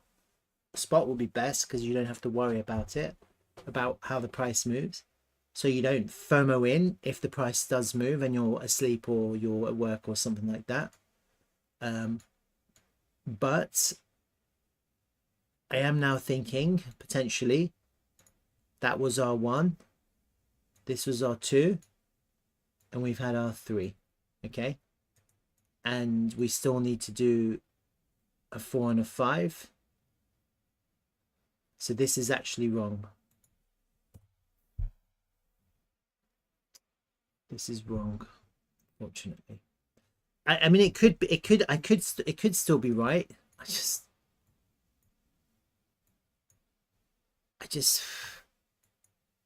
can't tell. You know, I can't tell. It's gone on a bit too long for my life, and maybe it needs to be long because it's been so impulsive. I don't know either. If that was the 1, this is the 2.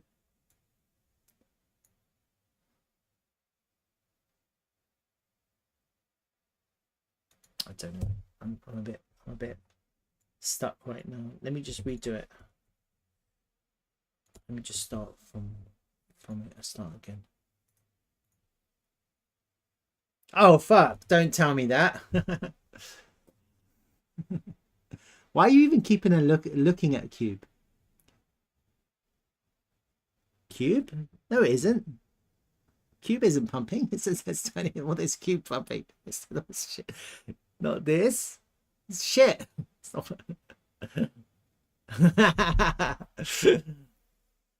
Doesn't matter if it's pumping or not. Look at the momentum. Just look at it. It's look at that. You just can't fight momentum. Like it doesn't look. Who is not gonna? I was like looking at this. Not only as we look how many trend lines we've lost. We've lost this lower trend line. We've lost the lower line. Look at this. We've lost that. We've lost this. Look at that downward moving average on the 12-hour time frame. This is the 50 simple moving average. It's a nightmare. Look at that. Literally as a nightmare for anyone who's in this token. They think that they're gonna somehow be rescued by a completely useless, incompetent bunch of people. It's not going to happen, dudes. These people have no idea what they're doing. If they were to turn this into a Solana meme coin, they would have a lot more success. Literally. If they were smart, that's probably what they would do. They'd scrap all their plans and they'd make a Solana meme coin. Well, thank you for that. You really kind of shit my pants. It's amazing how these trend-based fibs work, actually, because I just want to show you from that pivot to this low to this pivot. You see the one-to-one, nice reaction. Yeah, obviously lost it and lost the trend line. It came down to, look, the 1.618. Look at that, really nice. So you know these levels are really good, and look where it's come down to now, the 1 to 2. See that? So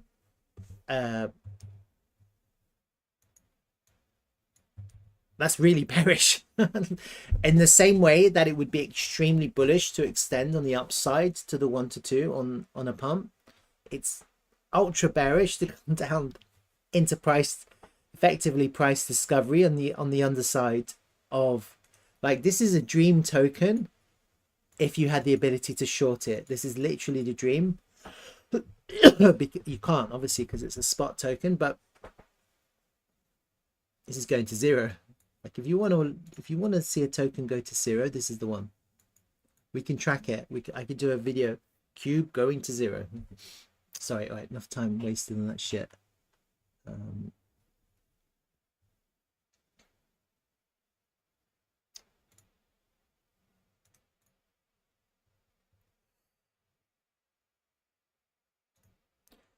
All right, it's a tricky one, because potentially we've completed. It was hard to imagine yesterday. I thought maybe we'd pump more, pump, and actually what I was thinking in my mind was we would pump last night. We'd continue to pump last night. That was a good time to pump. So last night, you see how we were starting to go up, green. That was the moment. I think if this was going to continue, that it should have happened then. Yeah. And maybe then today we'd be looking at another expansive move, green candle on the daily time frame. Because it hasn't happened, because we're correcting longer, and now I've changed my opinion a little bit. I'm thinking that we're still correcting, and potentially then that means potentially that we've completed our wave 3. Okay, and unless we see a change that changes that, then that's my mindset at the moment. This is our wave 1, this is our wave 2. Where did it start? Yeah, here. And that's our 3. Okay. And then, does that make sense? And so let me just do one thing here. Hold on. And this is actually really good to see. Yeah, look, this is the move volume area. So from when the move began at the 0 point to the current price action, look at this volume area, and you can see that the point of control is here, and the value area high is this blue line here, and obviously you've got the value area low. You can obviously see that there's been a lot of profit taking in this upper range. Yeah, but potentially we could, like, if Elliott wave, based on Elliott wave theory, this is the one.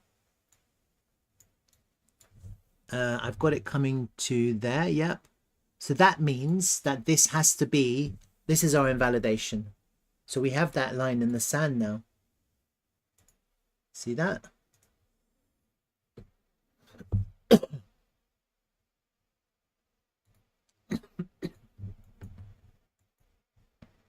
The top of the one is our invalidation. So because we've now had a 3 and we're 4 correcting, the price can't come underneath the top of the 1. That's the rule. And we're looking for a correction to complete for the next wave, which will be the wave 5. Okay. And then this whole thing becomes a 3. The whole thing is a 3. 1, 2, 3, 4,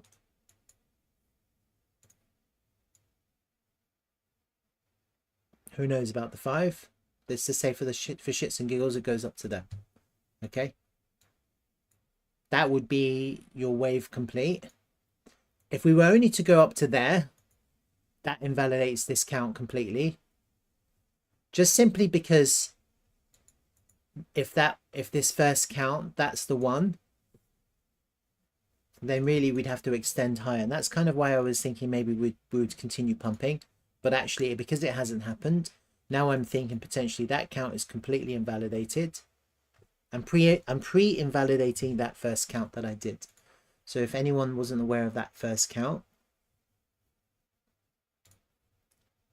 I was imagining that the count began there. I'm pre-invalidating it just because of this move. This move is clearly significantly more impulsive than that move. That's potentially, in my mind now, just looking at it, more of a dead cat bounce, but a really bullish dead cat bounce. Yeah. So it really bounced hard. It bounced hard because people were bullish, and you had an off the charts liquidation event, and then obviously you had the whales buy back in at the lows there. Potentially in my mind now, I'm looking at this, I'm just thinking to myself, maybe that was an off the charts dead cat bounce, which potentially you could count 5 waves. Still not invalidated, because if this next 5 goes to the moon, and it could, so I could be correct, stand corrected. I don't know how bullish this next wave 5, it could be off the charts bullish. God knows. I mean, what if Slerf gets some kind of exchange launch? It could be crazy bullish, and then this whole count is not invalidated. But at the way the price action is moving right now, and depending on how far we get, because we obviously have quite a natural resistance here. It's like a big SR flip here. You can see there's a big SR flip. There's no reason to think the price is going to push up and not react into that massive higher time frame SR flip. Okay. The price just doesn't do that. And it would have to be some kind of exchange launch type thing to create enough volume to push beyond that level. That would be amazing, because then the next that would not be invalidated, and the next corrective move, the 4 can't come underneath the top of the 1. That would be better, but it all depends on this next move now. Does that make sense? So I'm just ignoring this wave now. I'm literally just ignoring it, and I'm just going to focus on this, ignoring that. I don't care if we're in the 3 or the 1 on the higher time frame, but all I care about is this move here and where we are at now. And clearly you can see that we've had 1 wave, corrective wave, 1 2 3 4 5. That's your 3. Okay, and we're correcting in a 4 right now, getting ourselves ready for a 5. Okay, that's kind of where I'm at right now with this. I don't care if it's a 3 or 1 or 5 or whatever. We can talk about that later, if and when that happens. Okay, that's where I'm at now with this. Let me just local wave 5 across volume. Let me just mark that off and have that. Did that make sense? Am I making sense? I don't know. It never makes sense to me. All right, so based on that idea, now that I've kind of cleared that up in my mind, what I'm going to do is put all this stuff together, because I'm starting to get a little bit confused now, and it doesn't help. Let me get rid of all of this. It was probably all good, but who cares? Don't know. What's that one? Right, don't care about that. All right, that helps a little bit because we have a little bit of a clearer chart, and I'll be less confused. All right, so let's have a look at this correction. So at the moment, the current thesis is wave 3 is complete. We're in a wave 4. Is that correct?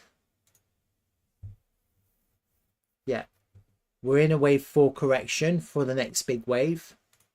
Yeah, that's the thesis until that changes. That's basically it there. See, so I could actually just join those. I won't do that.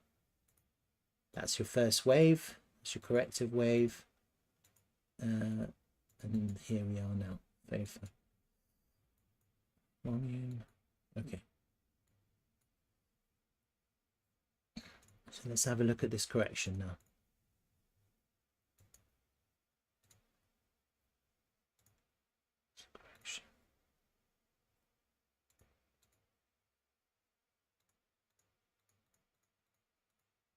Actually, I deleted it, didn't I?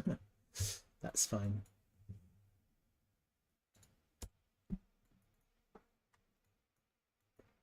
So let's just do this again.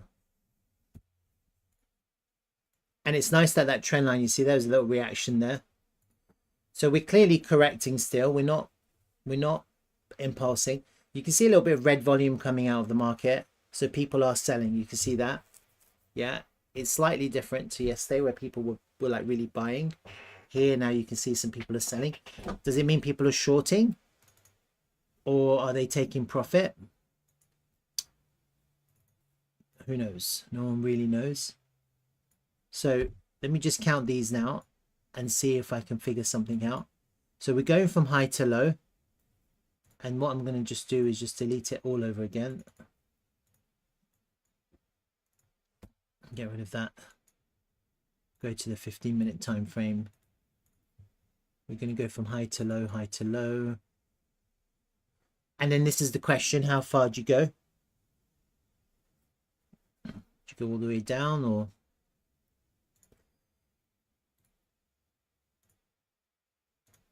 ABC. It's quite a sharp one, huh? ABC. So I'm going from high pivot to low pivot now. That's all I'm doing. I'm focusing on the pivots. High.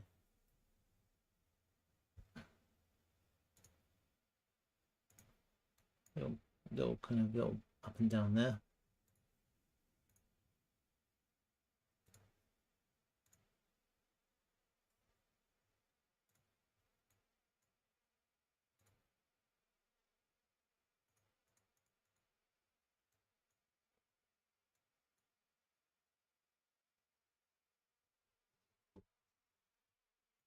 It may be something else, to be honest with you.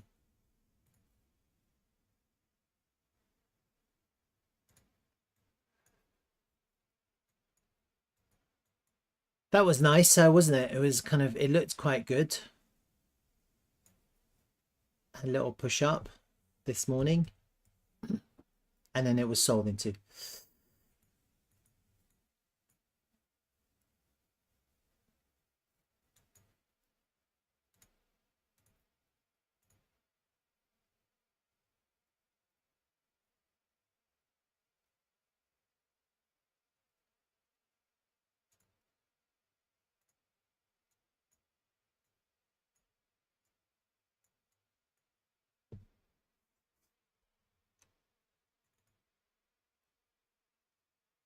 I would draw, Marve saying I would draw a resistance line from May 15, so Slerf still has a lot of room to come down, but likely first will move up into price action.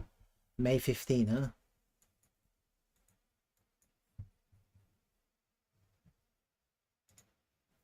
Let's have a look at May 15.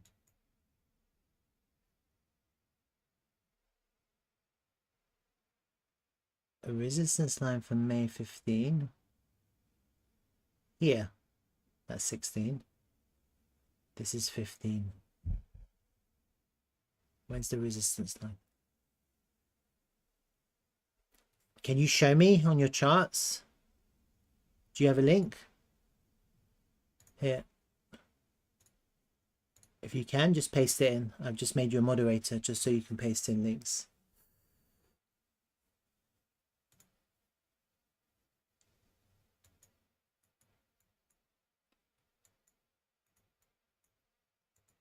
Could we, I mean, look, because you know, it's, oh, you can't. Okay, so, all right, no mind. No, so much for that. From the low spots, this is the daily chart. What, you mean all the way down there? No, I'm not thinking that. That doesn't work with Elliott waves. It would invalidate all of everything that we've been seeing. I think that's extremely unlikely. Extremely unlikely. Okay. Let me just continue. Sorry. ABC, ABC, ABC, ABC, ABC. Okay, I think I have an idea. Potentially, maybe a zigzag, but a more of a higher time frame zigzag. The other thing you have to bear in mind is sometimes you're going to get ABC X, ABC X, ABC X. You know, like I've shown you this before. I haven't seen it often, so that's why I don't bother like try and track it like that. I'll show you anyway. I haven't seen it often, so I never bother with it. It's usually just very simple.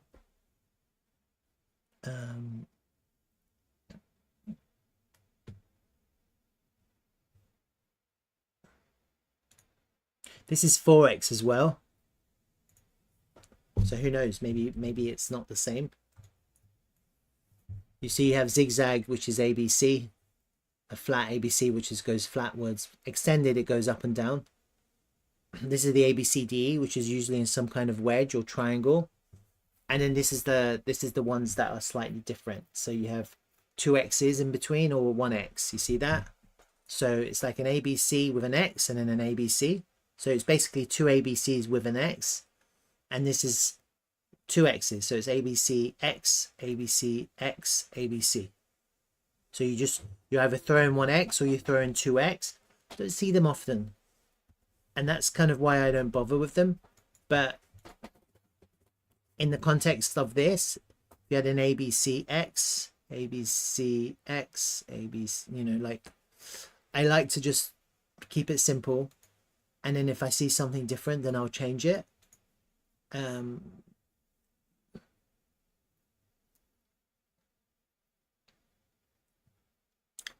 But I like the kind of potentially that. So let me just see fib time, what that gives me.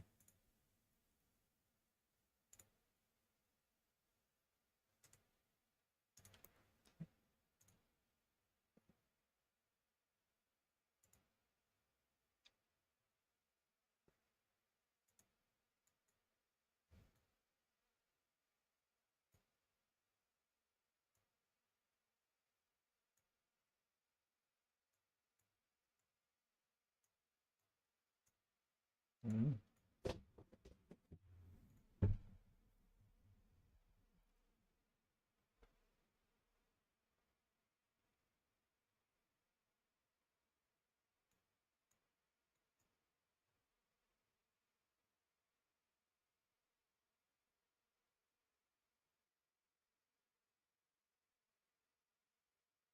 $6.15, huh?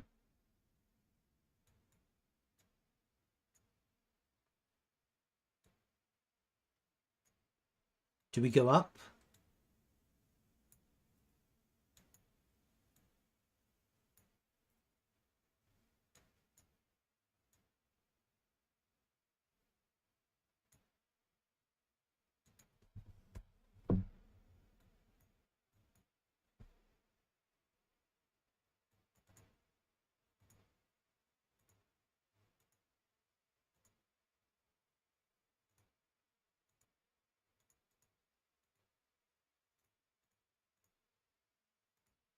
follow twos.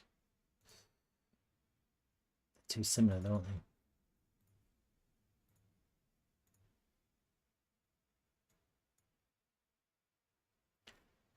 Does it have to go up that way? That high? Could it just do that?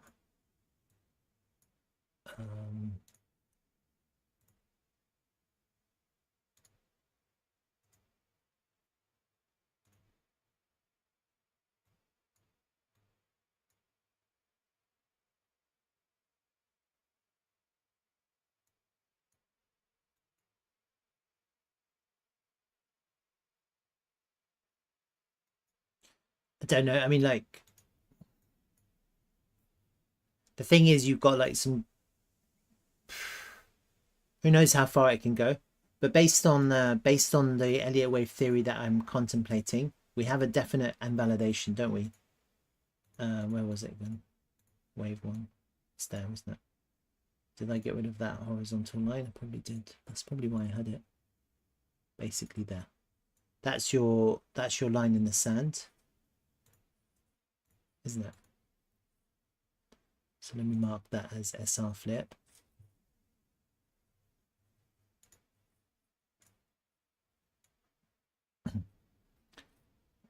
Friday.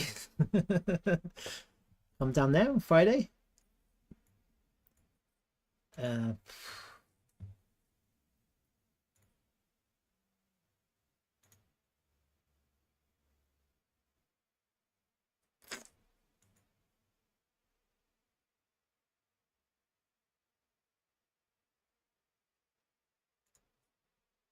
How far up do we go? Yeah, that'll be, look, if it goes up to the, if we go up to the golden pocket now, take out the high there into the golden pocket, and then down to the 618 down there for a back test of sorts on this SR flip.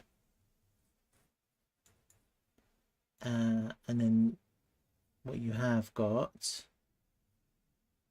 is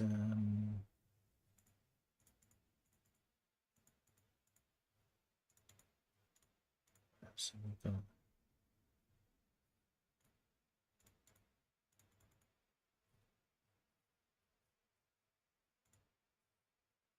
it's the impulsive volume.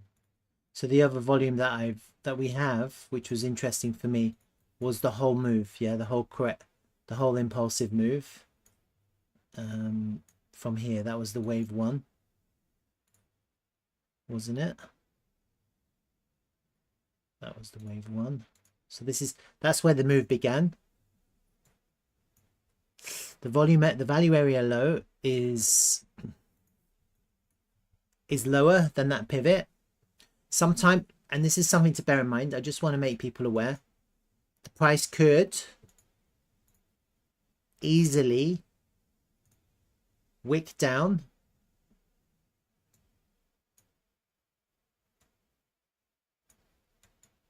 and come right back up, and it will just look like a wick, but actually it's still holding. Like, you're never gonna get an exact perfect to the dot reaction which validates your idea. Oftentimes what will happen is the price will come down, but on the higher time frame candles you'll see that it's just the wick. The close was actually, it never actually closed lower than the, here we never actually closed lower than the close here. So maybe here you have a close here, and you just basically, you just don't want to close underneath that end point. Yeah, I don't think, because the thing about crypto is it overextends to the upside or to the downside, and so sometimes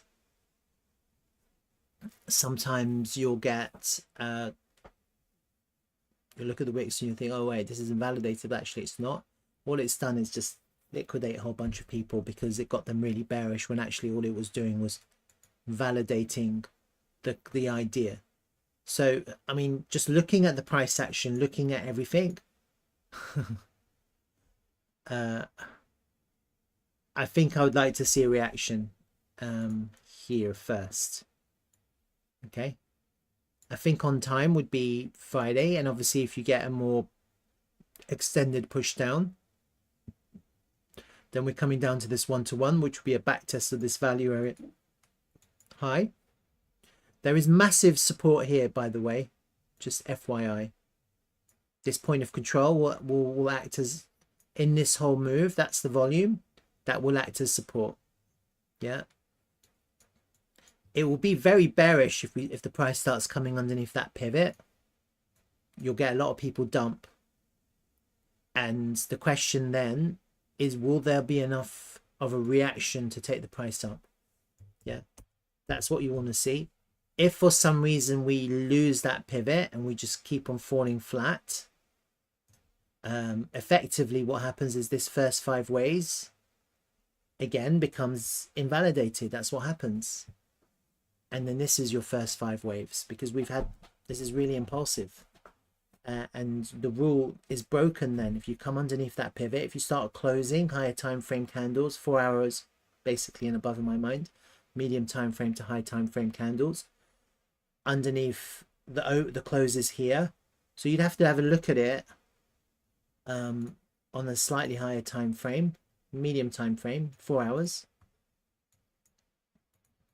And look at it. So basically here, so all the way down to here. I don't want to close down to here. So it's basically about 0.3460, 0.3460. Let's have a look what level that comes as. I'm going to close underneath there. So the moment see at the moment here we've got 3.628. 3.460 would be all the way down here. See that? So as long as we don't close,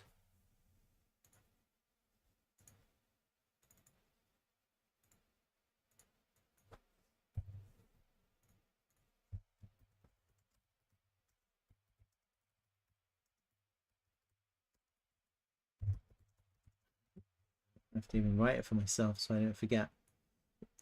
That might be good actually. So we might actually have a little bit more of a deeper correction potentially. I would prefer that. That would complete this zigzag 1-to-1. We've seen them before, haven't we? We've seen zigzags. We saw it here, didn't we? And you saw how bearish it got once we started filling this gap. See that gap? So we have a bit of a volume gap here. And you can actually see it on the volume profile. Do you see this volume profile? You've got a gap here. The price has reacted off the gap nicely here. It's bounced off it here and here. And I think the next time we go down, if we do take out those lows, then we'll probably get a bit of a sell-off. Probably, okay? And that's kind of where I'm at right now with the price action. Potentially moving up today. Not as, and this is the thing, if you suddenly see impulsive behavior, that changes things. We're not, obviously you can see we're not seeing it now. You can see impulse. Like, don't doubt yourself. If you started seeing massive amounts of volume come in and the point of control flip to support, that's your impulse. Okay.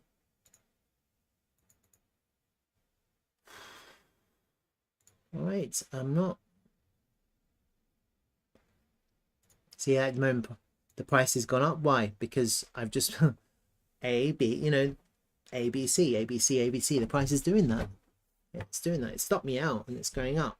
Do I buy? Yeah, I'm going to buy a little bit. I hate buying when I hate chasing the pump.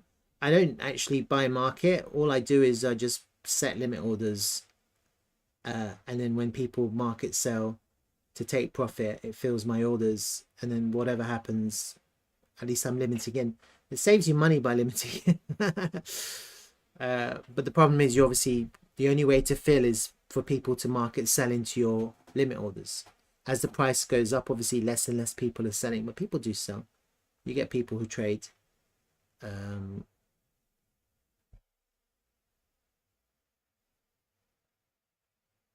See, it just filled. I just have a little feel. All right, what do you think, guys? Does that make sense? Are we, what do you think? Thoughts?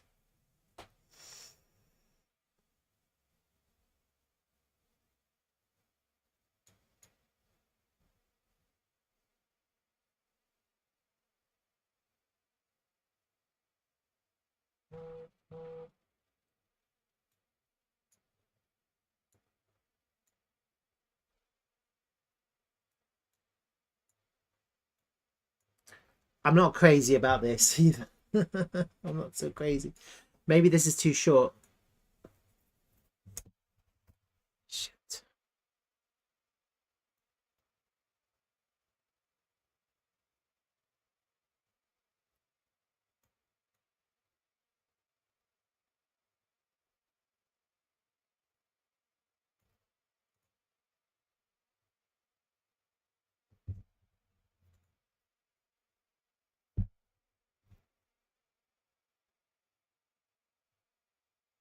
That would make more sense, wouldn't it?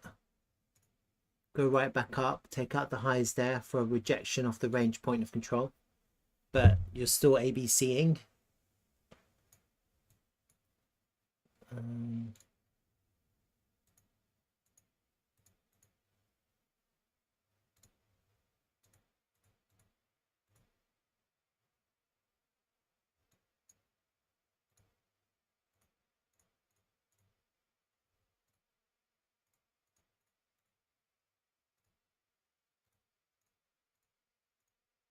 Just kind of map this out.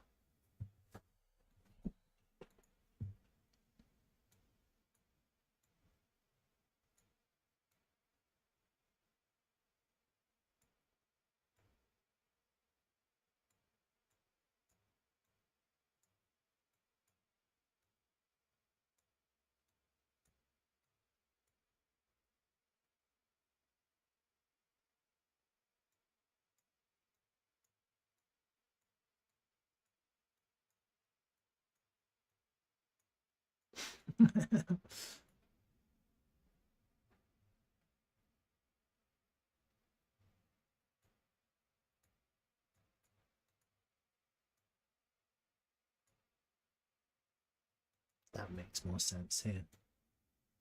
That makes a lot more sense.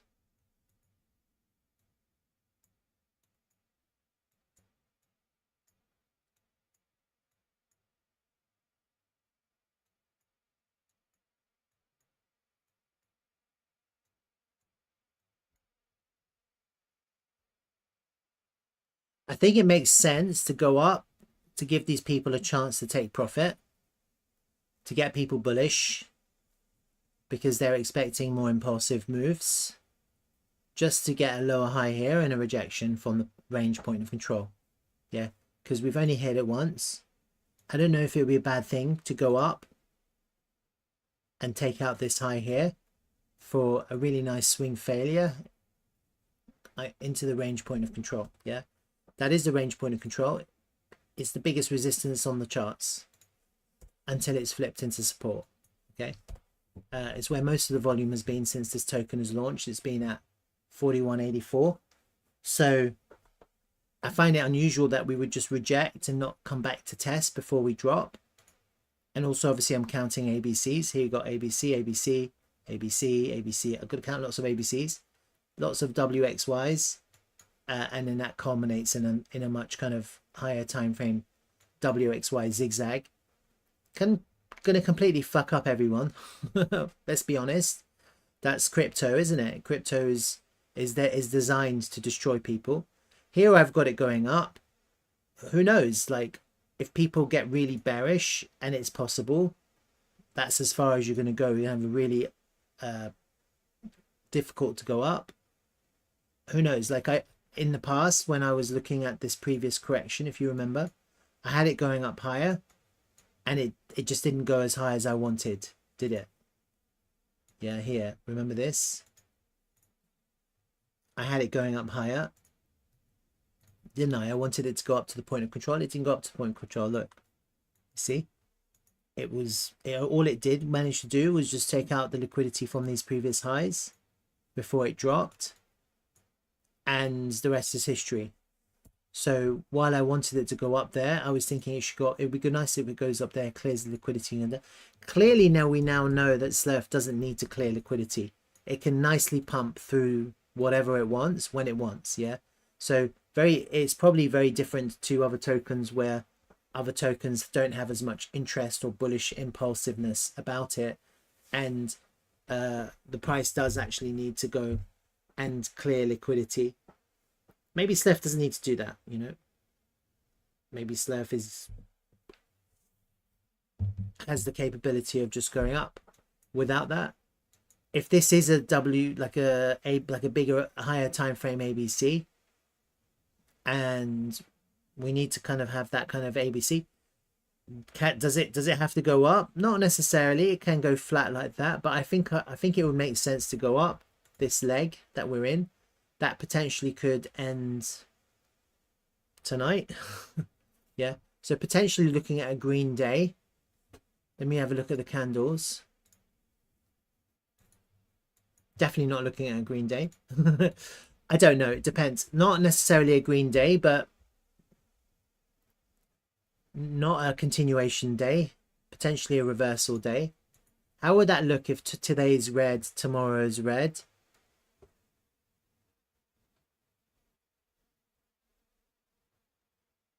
Gary, you're asking if the wick has the same number. That so when it comes to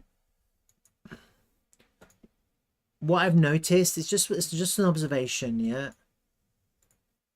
If you've got your wave one here, yeah. Let me just hide everything and put it back. This one into a group, so we just bring it back quickly.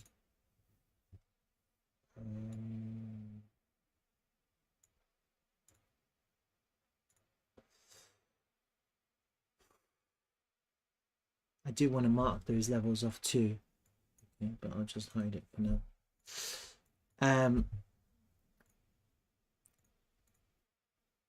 That's the top of your range. That's the top of one, so the price could easily, and it's all about how bullish it is. We just don't know. Yeah, it depends on where people take profit. If they're shorting, depends on where people place limit orders. If they're longing, and what I've noticed with Slerf is when it pumps, and when it corrects, it corrects. It over pumps, it over corrects.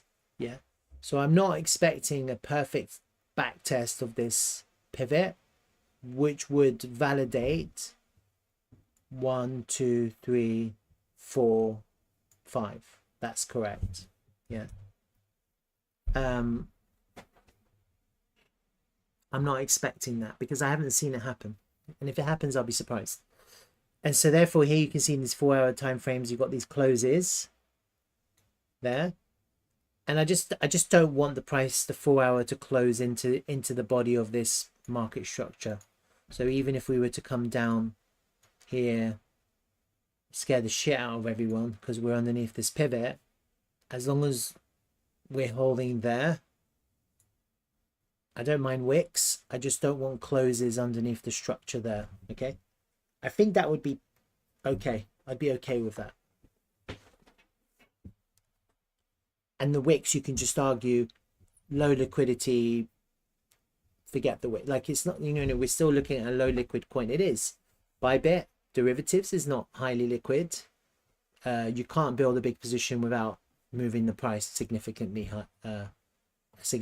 Like, if you have a lot of money, you wouldn't be, if you're trading huge amounts on Bybit, you have to scale in over a long period of time to build a position, and you're not going to get exit very easily, so you have to wait for the price to significantly pump before you market exit. That's the only way to exit on Bybit.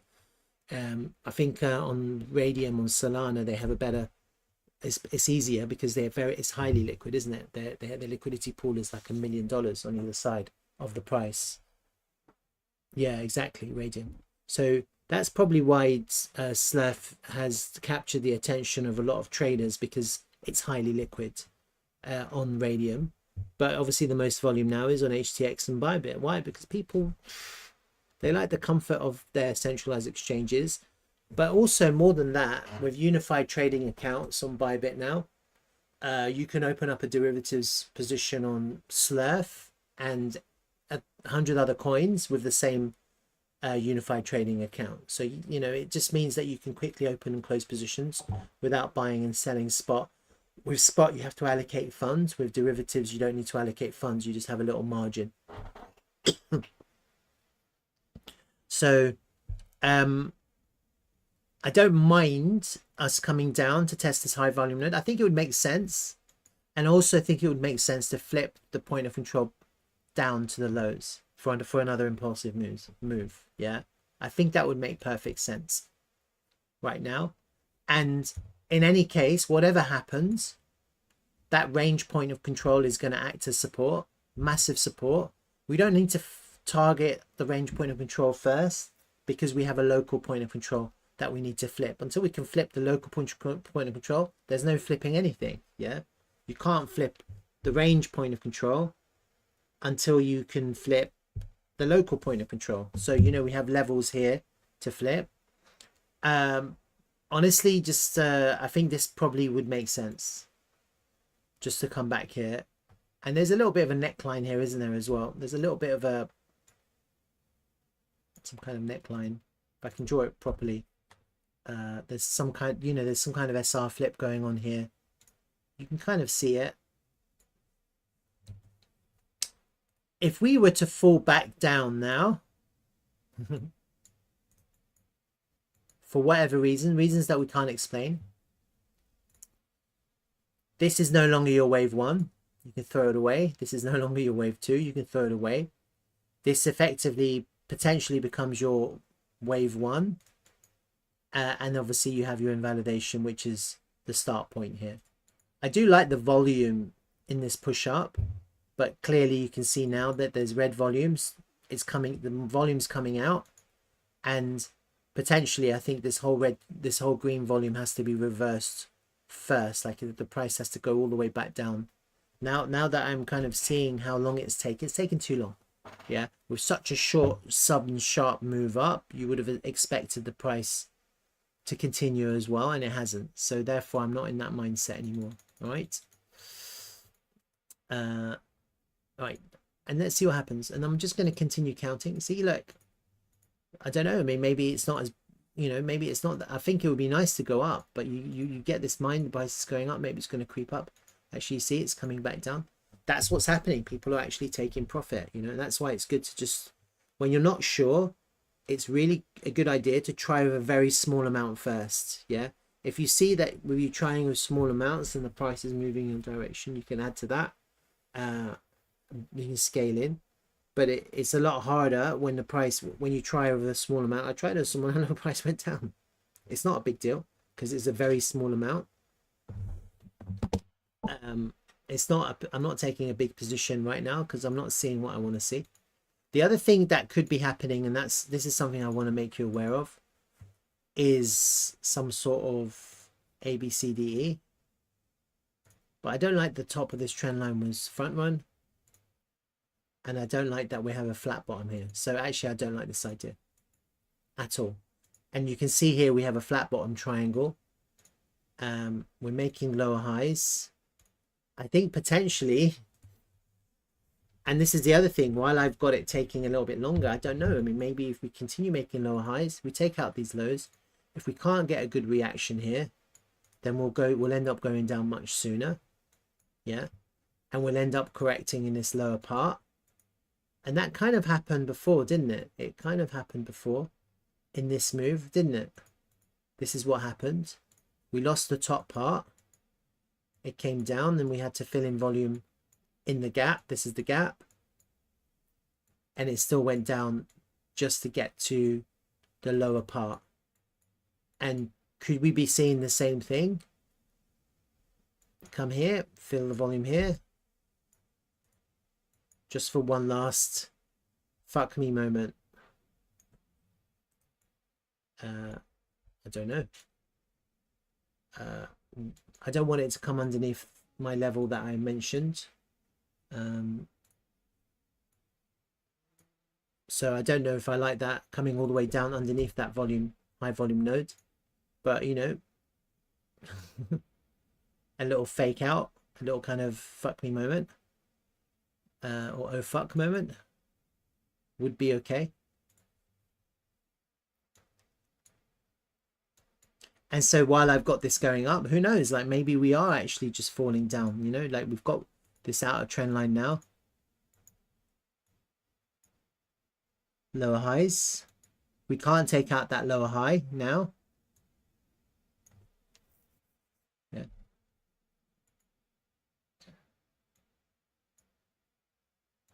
That would be a nice SFP, but if we can't take it out, then actually we're looking at something much different. Just get rid of all this shit. Probably the same timings though. The timings are pretty good, just based on this kind of zigzag that I've drawn. Yeah, I've done a very rudimentary. Once we get the next wave, it'll be a lot easier to time the third one. Yeah, when I say wave, I mean correction on WXY. And then you kind of do want to see a combination of 3 ABCs here. ABC, ABC, ABC. If we can't kind of, if we start struggling here, then you know, next one could be like this, couldn't it?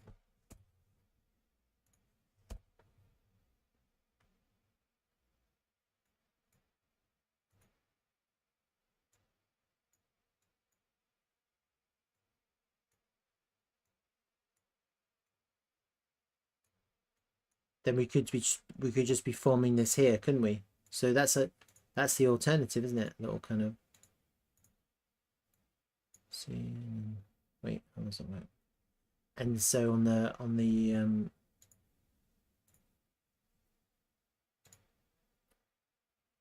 again, it's speculation, right? It's a speculative. Should change those.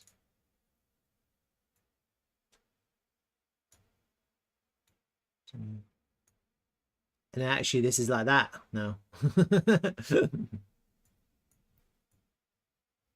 That would change things a little bit, because then your trend-based fib will be like that. It doesn't really change much. Yeah, it just means now if that was to happen, that the 618 would be at that area that you don't want to close. It doesn't make much difference. The fibs still work with that kind of idea too. Just back off that trend line. So there's a couple of ideas here at play. A more bullish one would be to go up into the range POC for a massive rejection, which would make sense. But obviously bearish would be to not be able to break above this trend line and then start correcting down for a drop today. Yeah. Some kind of drop today. Fill this gap, a little reaction. Try to get back up. Not impulsive, just correctively.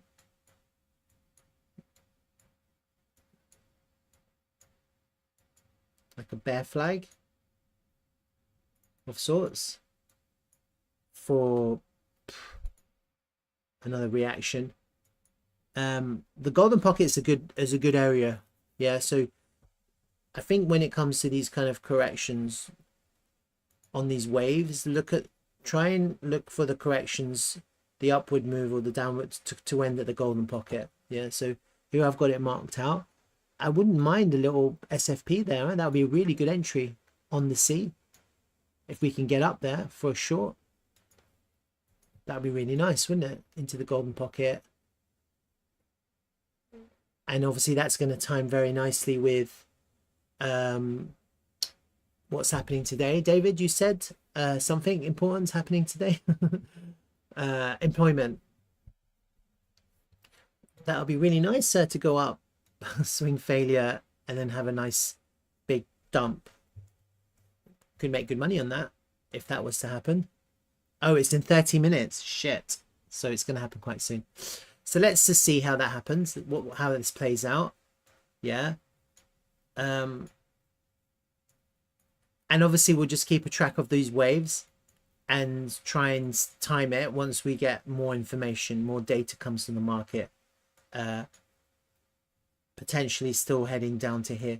Is this a good place to long? Yeah, high volume nodes, back test, market structure. Yeah, why not? Clear this gap, come right down to here. If you can, and as long as we keep on counting, if we can catch it on the Y, yeah, then we should get a really nice reaction, because that's when bears and bulls. That's when bears and bulls are buying, aren't they? On these the ends. And so yesterday, you see when this kind of the initial Y that I had, the initial one yesterday, because that's all the data we had. So as long as you don't have new data, you can only go by what you see. ABC, ABC, ABC. I kind of was contemplating the Y to end here yesterday, didn't I? ABC, ABC, ABC, like there. And so regardless, when you get these, catch these corrections at the right point, then you've got bears and bulls buying at the same time. So it just makes it a lot easier. So if people are thinking to themselves, when's a good time to buy? Well, it's always a good time to buy when the bears stop selling and when the bulls are starting to buy again. And that's why it's good to kind of map out the ABCs, because often we don't know where the A or the B might end, but when it's coming to the C, we know there's going to be some kind of end of reaction. It's the same with the Ys. When it comes to the Ys, they're often the best ones. And just looking at this, potentially, you know,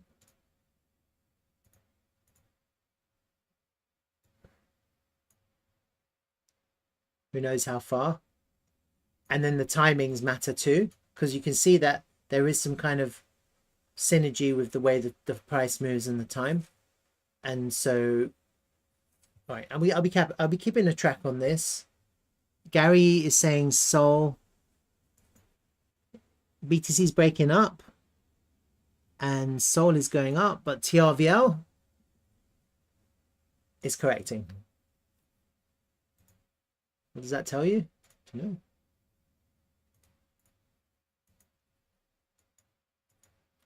Back into the value area high. Let's have a look at this.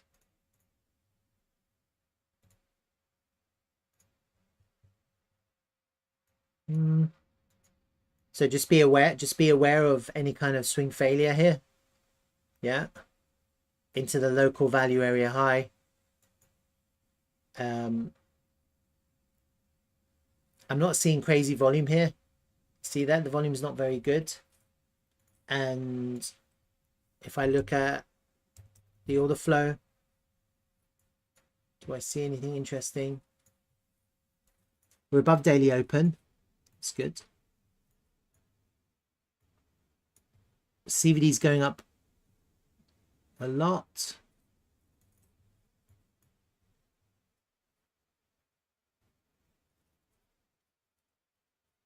Market buys 1 million, 1.1,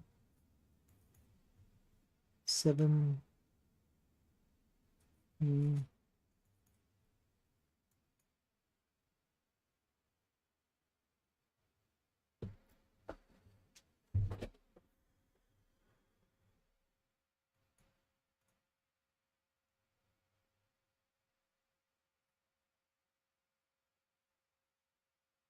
Got a little bit of bearish divergence here, FYI. Look, slight bearish absorption here in this range. This pivot slightly higher. It might get invalidated, but still, you know that there's a little bit of selling in this local range from 2 a.m. last night. It's probably going to get invalidated because it's about to go above that high.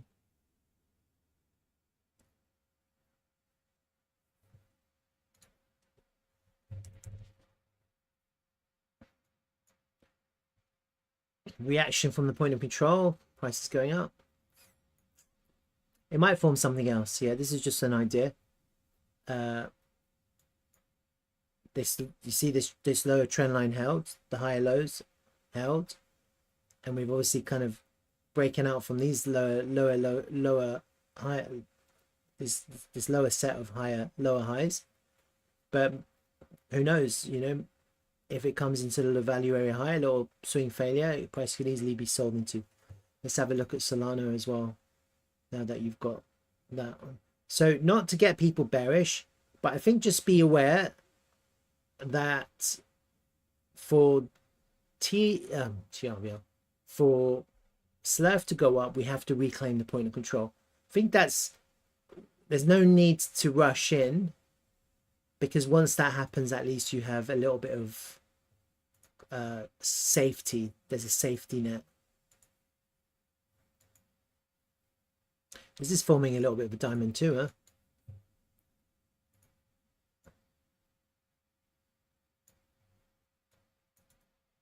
So if it breaks up, it breaks up. If it breaks up, let's get back above there.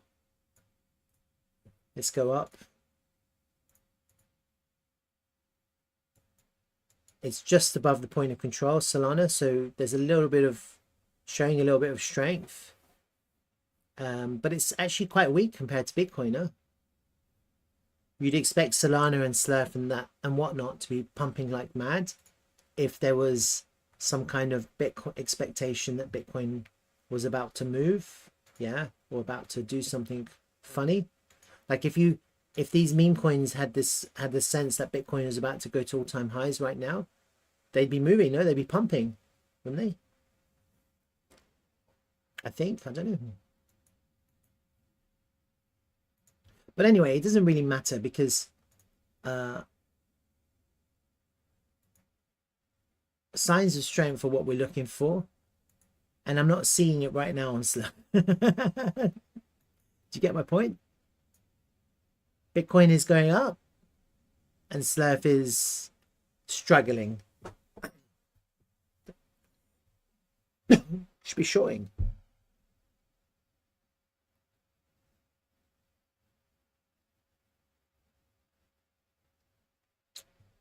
And the best places to short are into these areas. A swing failure would be good here, into that trend line. Lose that swing failure, you know, some kind of lower time frame reversal, candle reversal structure or pattern engulfing, or just losing some high volume candle on the local time frame. And that will probably coincide with Bitcoin starting to show a little bit of weakness at the highs. And then maybe we can move down, okay? So, and look, it's not actually showing any strength here. Look, you know, I'm in a really small long. I've literally been underwater for the last hour, and I limited in. I didn't even mark it in. I was just limit buying with a small amount, just scaling in. I got filled with that market sell, and the price is struggling. You see that? So I don't get crazy strong vibes like something is about to happen. At the moment, but I am still expecting ABCs. I'm not like expecting anything different. You know, I've got the C going up there. Could it be there? Of course, of course.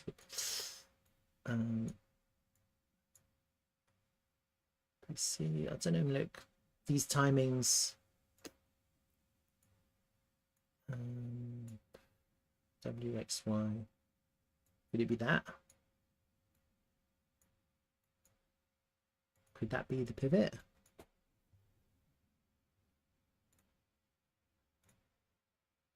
No, God, they didn't even get to the golden pocket. That sucks. I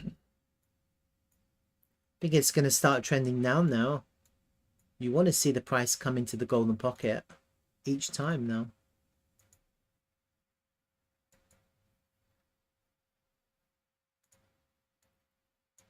Like that. Come into that green candle here, the one that we lost, and can't get back above that green candle, then this leg of the correction is over, and then we're probably heading down. And it would be nice to see a sell-off, but maybe not. Maybe we just get this.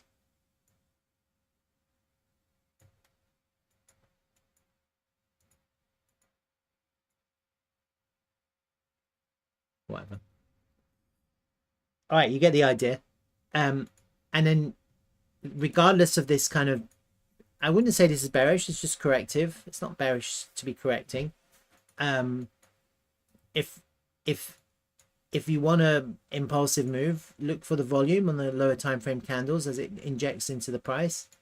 And then on this, just from here to anywhere here, really, you can do a volume profile. You see that we have to get past that point of control. We also have to get past that golden pocket. There's quite a bit of resistance there to go up. It would require strength to do that. and obviously we've got these higher time frame levels. See right now the price, this by now this daily level is pretty much washed, pretty much. There's no liquidity on it. It's not necessarily relevant anymore. The price still does mess around this level, but as you can see, it's not really being crazy respected in either direction. Not like it was in the first instance here, where we had a little bit of a front run.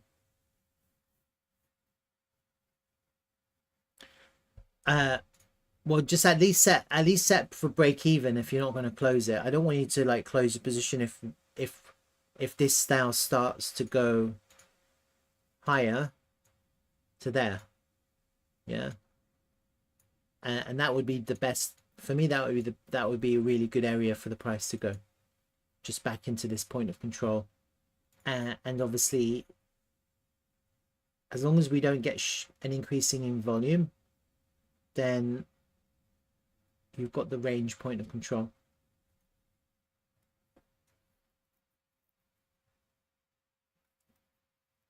The only reason I'm saying that is because I think if the, yeah, you see, that's that. The range block is higher up. But I mean, it would look quite strong if we went up to the range block, wouldn't it? Because this would now be up there. And I'm not seeing that kind of price action at the moment. Yeah, I'm not seeing strength. You see that? This isn't strong price action. Let's have another look at this. Let's see what these people are doing. Let's just refresh it because I don't know.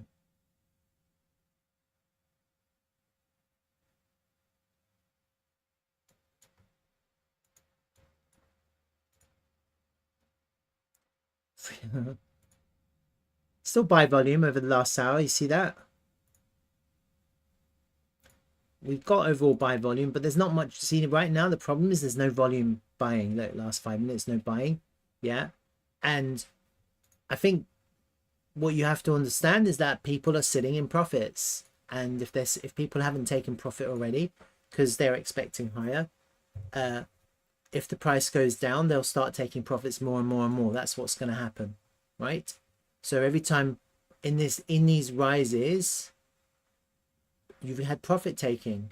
Yeah, you see these red candles. These are all profit. These aren't people necessarily shorting. They're just taking profit. Yeah, and that's what's happening right now. And if you don't have people buying, then the price isn't going to go up. Yeah, and people obviously they're not going to just be buying if they don't think the price is going to come up. And so what people will do is they'll wait for the pump. They'll wait for the increase in volume, and they'll wait for that kind of breakout moment. There's no reason to buy here now when if we flip the point of control into support, it's only 2.9% higher, and suddenly we start seeing strength. That's kind of, it would be better to buy there, wouldn't it? Higher up. It's just harder because then where's your invalidation? That's the problem. And so in this context right now, it looks like we're correcting. It's all correction. ABC. I am expecting an ABC here. You know, I'm not really expecting it to go down. I'm just seeing, at the very least, to go to this golden pocket and to come back to this green candle. Yeah, but I mean, I don't know. I mean, look, who knows? It's kind of close to your position, isn't it? You're in a little bit of profit. It's hard because you want to short, and how many times do you short to cover? Because what happens is you short and the price goes up, you close your short and the price comes back down. So really the best shorting is going to be seeing a rejection from a key area, and at least then you have Gary, just be careful. All I'm saying is that I think yesterday when I was posting, I wanted to see the price move. Yeah, and it really didn't. This whole thing was corrective. People started getting bullish into the highs. Me too. I was quite bullish, but actually what happened was that there was not enough volume to take the price, and as the price came back underneath kind of that pivot, it just couldn't get over, and then someone started to market sell into that failure. It was like a mini failed auction. But right now you can see the price is limp. It's definitely not strong, and you see Bitcoin is actually going up. So there's I'm definitely I'm going to close my long too, my little shitty long that I have, just to test the market. I do that often, and so if I'm not sure about the market, I will long and I will short, and I'll see which one does better. Yeah, I'll do both. I'll start with small amounts, and if I start seeing that actually, look, shorting is easier, then I get the vibe that it's the market's going down. If I see that longing is easier, then I get the vibe that the market's going up. I start with small amounts, but the problem with these corrective moves is they don't last that long, so you can't delay it too long. I think here I would still like it to go to the golden pocket at the very least. And again, look, it's trying to do an ABC, and so even though you got a B to the C there, you're still trying to do some kind of mini ABC here of sorts. Trying to, right? Yeah. That's Slerf. Doesn't matter about Slerf, because what's interesting, and so here's a little bit of updates for Slerf. So it's amazing because I suddenly get myself involved in TRVL and all of a sudden I'm getting some inside info on Slerf. Amazing, huh? So I can just give it to you. I can just feed you guys alpha. I'm not gonna necessarily put the alpha on videos. I'll just have it on my live stream, so people have to listen to my live streams if I get any alpha. Just to give you an update though, I joined on some kind of I don't remember where I was listening to it actually. Was it Slerf Capital or was it Meme Chat? I can't remember where I was listening to it. It's one of this Slerf song.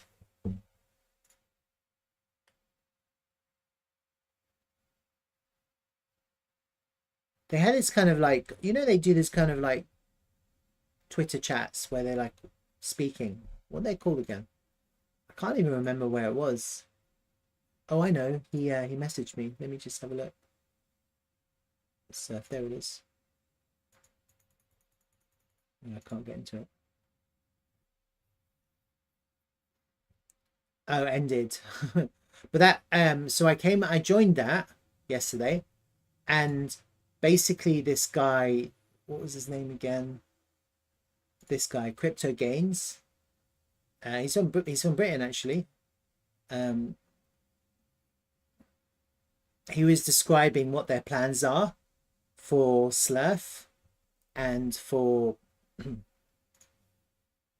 this new ecosystem that they're building, and I think I got the gist of it. I didn't really understand until Ambassador and then him, Crypto Games, explained it a little bit better.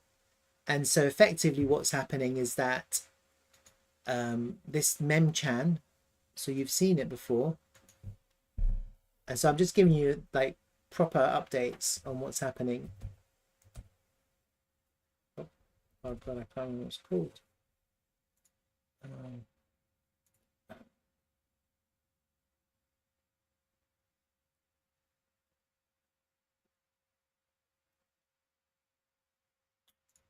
Here it is. Memchan. So Memchan is building this that thing that Tim the Chin shared yesterday. He said make a memes. What was it called again? Pop fun. What was it called? What was it called again? I bookmarked it, so I should know. Pump fun. Okay. So basically there's a shit ton of ridiculous amounts of new meme coins on Pump Fun. And I never heard of this before, but basically anyone can go on there and make a meme for $5 or whatever. And they've got kind of certain conditions for how the memes get to certain levels. I can't remember what he was saying, but it was like about 43,000 something. And then it goes on to radium, and it's kind of like a little bit of a process. And he was saying that maybe 90% of them, or a lot of them, are just rug pulled, right? And so Memchem are actually creating a new pump fund, and it's all in collaboration with Slerf. And what's going to happen is that the liquidity is going to come from Slerf. So there's going to be, I don't know how it's going to happen. I don't know the technicals, but he was explaining that there's going to be it's going to be paired with Slerf. And somehow in the system, in the process, they're going to need Slerf token. They're going to need Slerf token as liquidity. So they're going to be buying Slerf, and then I think that's how he was explaining it to me. So it's really bullish for Slerf, because all of a sudden you've got this new pump fund that's going to be built, and it's going to require Slerf. So all of these new memes are going to require Slerf, and they're going to be paired with Slerf on this kind of new program.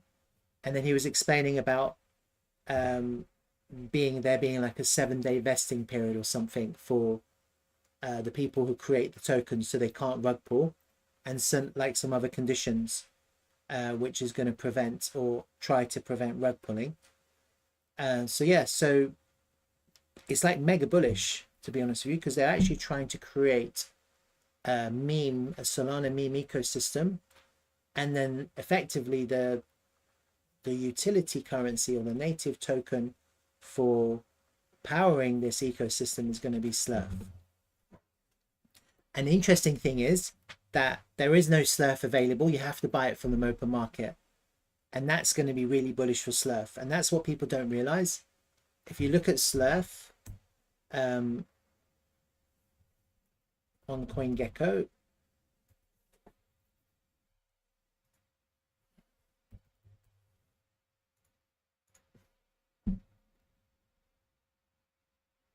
$500 million circulating supply, 500. It's all out. Like, no one has any Slerf to give. So any kind of Binance launch, whatever launch, exchange launch, they have to buy Slerf from the open market. That's the thing about Slerf. There's no pre-sale. It was all burnt. There's no extra Slerf available. And so this new ecosystem is going to be needing Slerf as a utility for this pop fun idea that they're going to be creating. So everyone's going to, all of these kind of new memes that are going to be, people will be able to create, will need Slerf. So it's extremely bullish for Slerf. They're trying to create a massive Solana Slerf meme ecosystem. And so that's kind of what he was describing. It was quite interesting. So potentially what we're experiencing with Slerf is, in these pumps, are these big exchanges buying en masse. Potentially, that's what we're potentially exchanging. The problem is this is on derivatives. So really, if they were going to be buying, they'd be buying it on spot, wouldn't they? Well, look, David, look, Slerf is looking pretty weak, isn't it? So I'm kind of thinking down, huh? If Slerf is leading the way, I'm already... It's a really small position I have, but it's not looking great. And actually, I'm thinking I should be shorting now. That's what I'm thinking. I'm just trying to think, what's the best way to short here?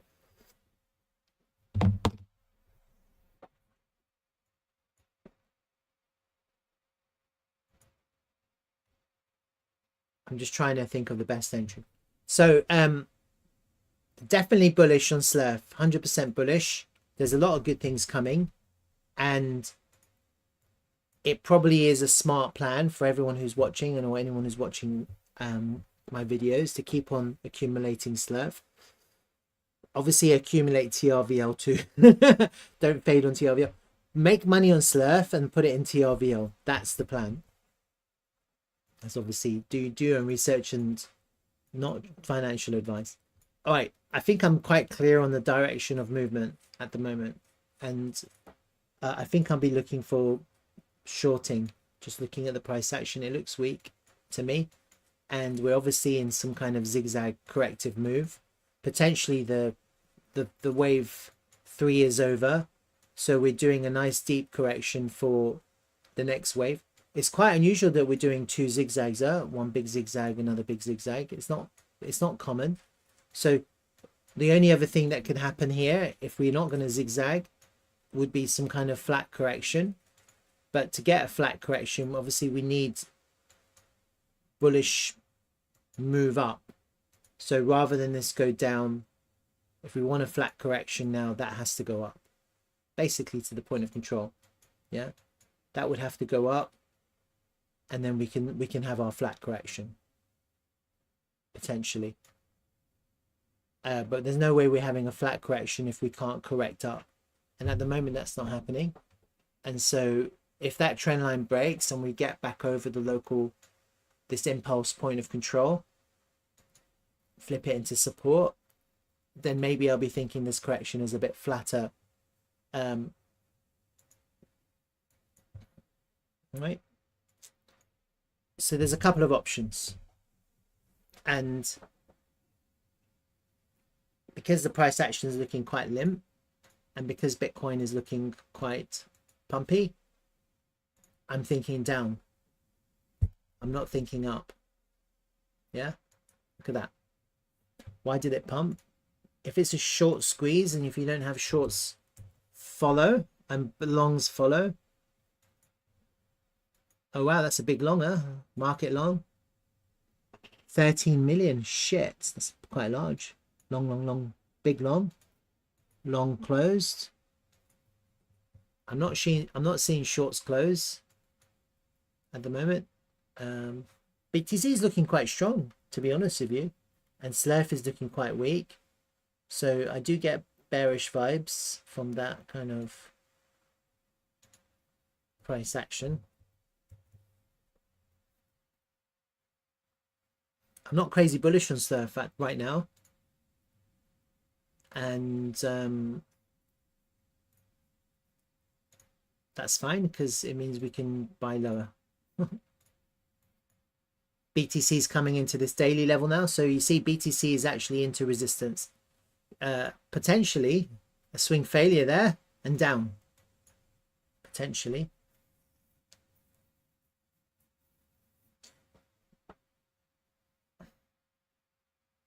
Now, if we don't, I mean, if we can flip that daily level into support, that everything changes.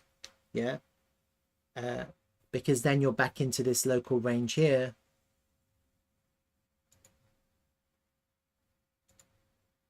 There's your liquidation. Little kind of squeeze there now. Let's have a look at this. Did we get a liquidation? Not really.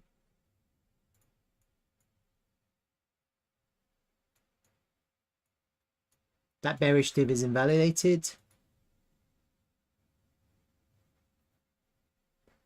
There's no one is longing this, just FYI. See that? There's no, I can't see any single prints. It's not that kind of price action that you want to see for a big move yet. How would you short this?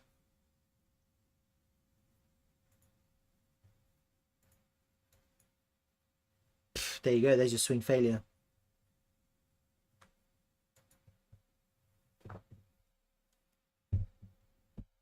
Right, I'm definitely closing my Slerf position now. Look at that.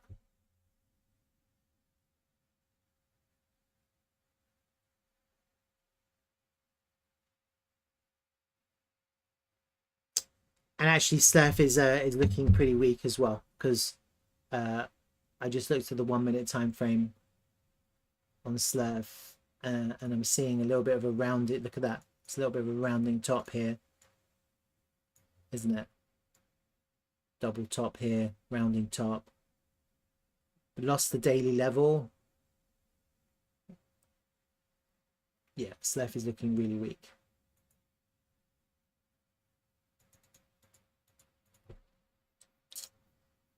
Right.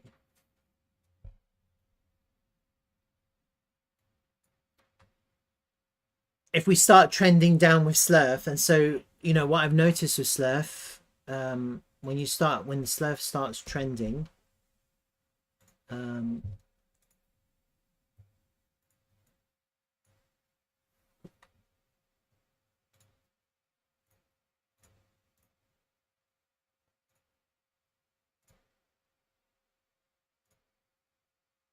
Bollinger Band. But it's amazing. Bollinger Band, it can be quite good for the trending, for a trending price. Yeah, I often look at the 1 minute actually. And so you see here when you have the kind of reversal here,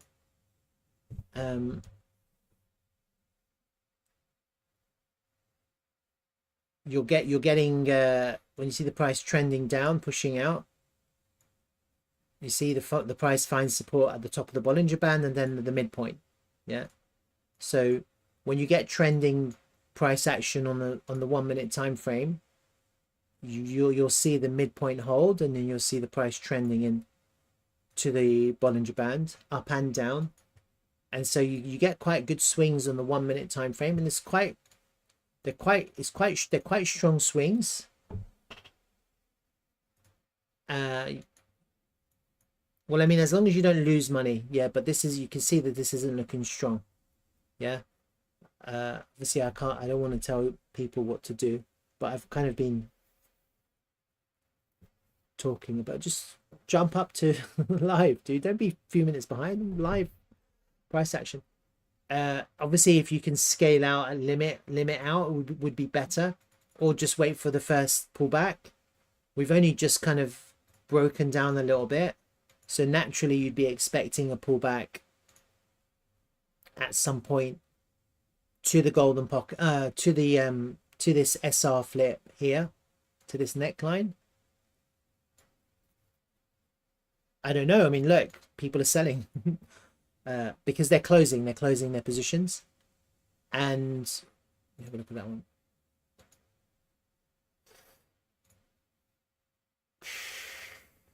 Yeah.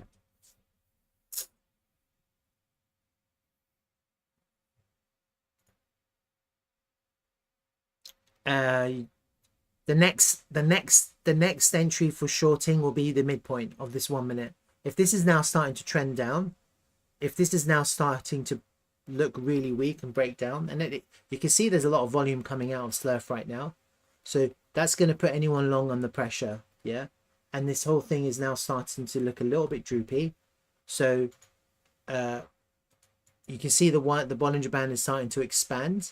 So if this is now going to start to trend, then you'd expect the price, that midpoint to start moving the price down. If it can get there. Let me see where it trended before. Not always, but you see, and sometimes it passes the midpoint, comes up to the top. As soon as it falls back underneath the midpoint, it continues. You see here. And so Slerf is quite good with that. When it, like, see here, look, this is what happens when you had this similar situation here, like it rounded up the top. You had that kind of first breakdown. It came up to the midpoint, came up to the top, but as soon as you kind of lost the midpoint again, collapse. Yeah. So we're kind of in that situation now where we've had our, like, we're turning potentially. And the first kind of real test is going to be here at this neckline. X spaces, what's that? X spaces.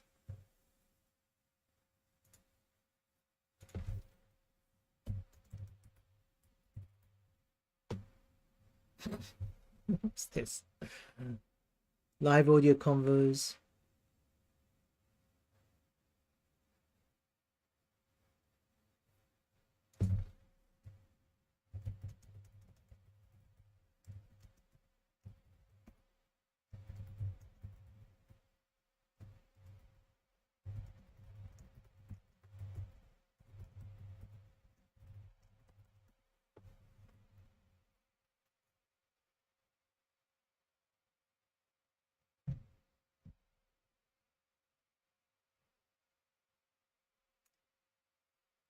Okay. I think Slerf is. I'm kind of not in a trade at the moment. I tried a very small long just to give it a good feel. Didn't work. Not a big deal. It's better to just wait for lower and short lower, long lower, or just wait for higher to short.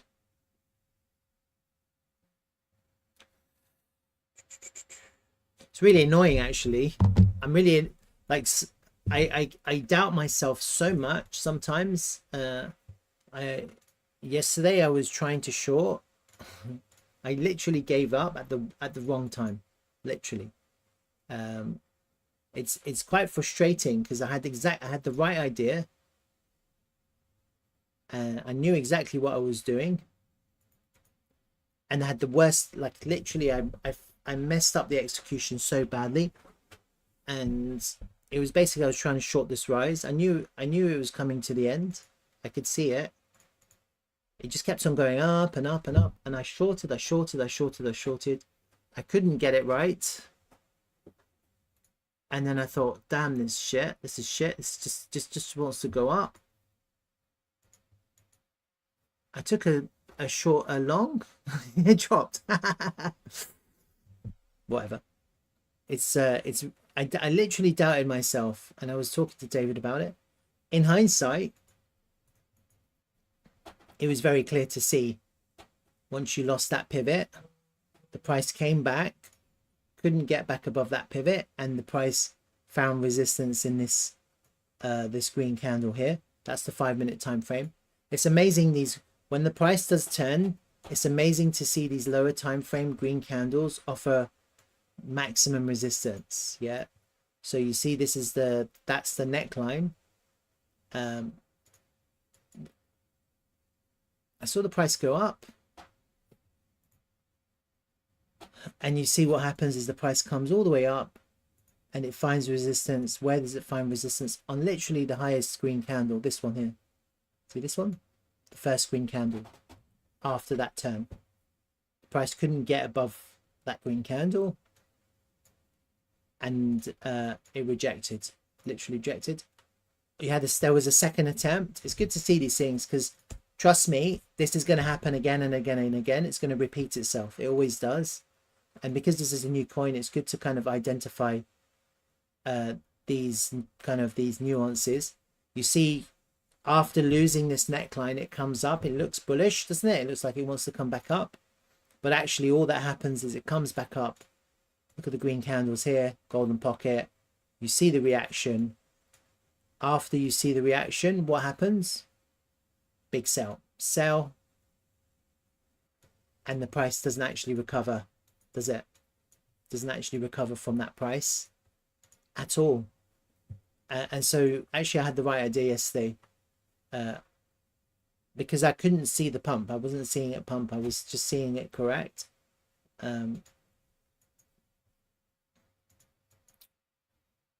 All right, so we're getting a little bit of a volume gap. This is the question now. Where does this find support? This is kind of where you'll find the natural resistance.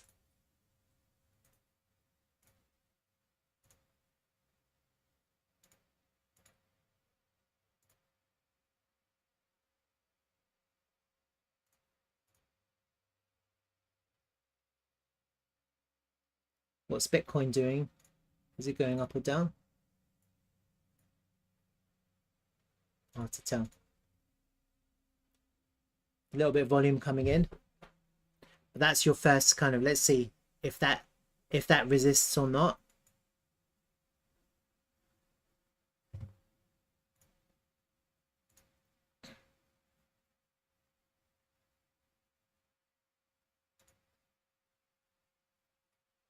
And then, you know, we're still correcting. That's the thing. We're not pumping. So it's never good to just kind of take a big position.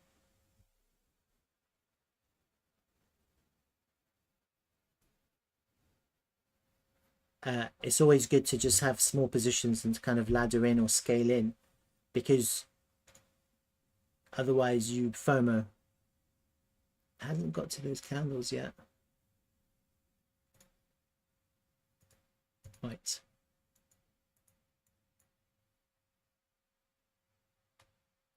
We're still putting in higher lows here. So if you see that change, you're going to see a little bit of a breakdown. If you suddenly see these lows taken.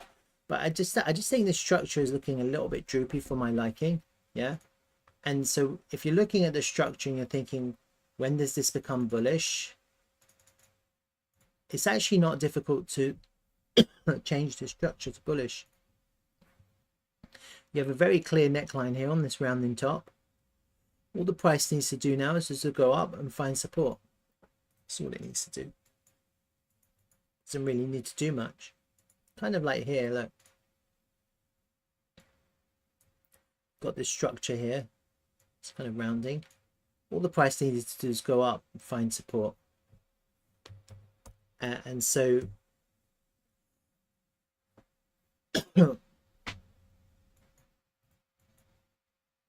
that was not a short, that was a take profit, a big take profit. All right, I'm not really going to look at Slerf right now anymore. It's interesting because Bitcoin's going down, the Slerf is going up. Okay, so I'm interested to see what happens next. They're in reverse, aren't they? And what's it like on BTCD? Let's have a look. BTC's going down, Slerf is going up. BTC's going up, up. Yeah, I'm not seeing crazy buy volume, so I'm not interested in buying at the moment. I'm more interested in potentially just shorting.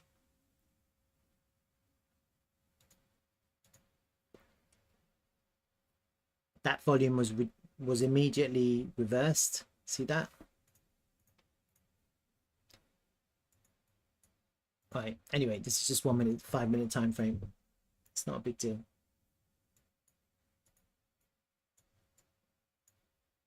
See, now we're into that green, these green candles. This is important.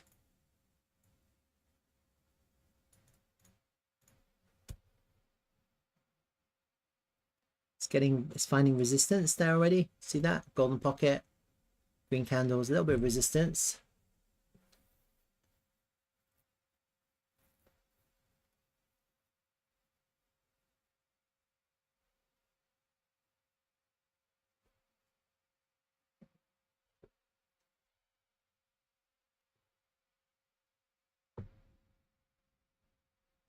All right. I'm not going to go on long with my stream because I need to get ready and have lunch, and I'm going out later. The other thing I wanted to talk about was obviously this is kind of just follow on from Slerf, is Cuff, and I'm not going to create a video from this. Okay, this is just private information between us, but effectively what happened is that, and look, I'm just passing, not financial advice, do your own research. Ambassador told me, I don't know, he actually didn't actually tell me not to tell anyone, so I'm not breaking the rules. Thanks for this amazing content. We'll be listing on 3 exchanges next week. Also, the first one will be on the 10th. Okay, so here it is. I don't, you know, do your own research, not financial advice, entertainment value only. I don't even know if I meant to tell anyone, but I tell you guys, obviously I want you guys to do well. It's a meme coin. It's a gamble. Yeah, so whenever you put money into meme coins, always realize that you can lose it all, and we're all responsible for our own kind of decisions. I'm wondering if they do get 3 exchange launches, with the first one being on the 10th, what the strategy here will be. I don't know. I don't know how far it'll go up in price either. I can't tell. It's just, I've never had this experience before, so I don't know what to say. I think it's a good idea just to have a little position. because I'm just literally giving you what I've been told. Okay. Now I don't know if I'm not trying to shill it to anyone. Honestly, I don't really care. You know, it's all for me. It's a gamble, but you never know, right? You never know. uh, I'm just giving you like some heads up. That's what we're here for. Craig is like, yeah, why not? Let's all get rich. You know, who cares?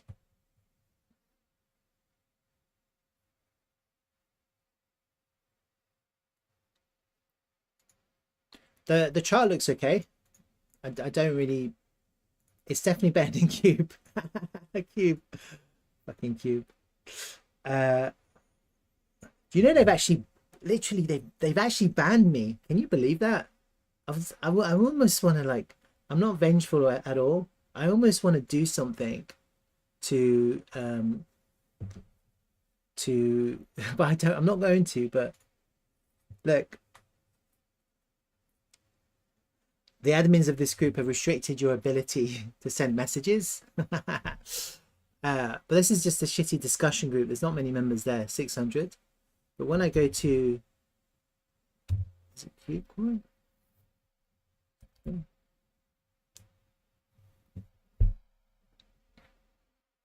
I don't even know which channel it is. They've got so many shitty channels.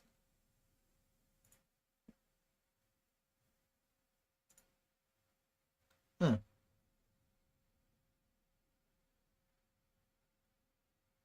Oh, maybe that's not it. There must be another one.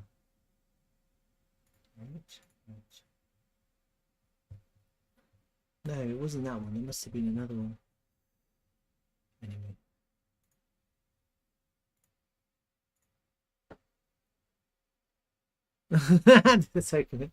Which shall not be named.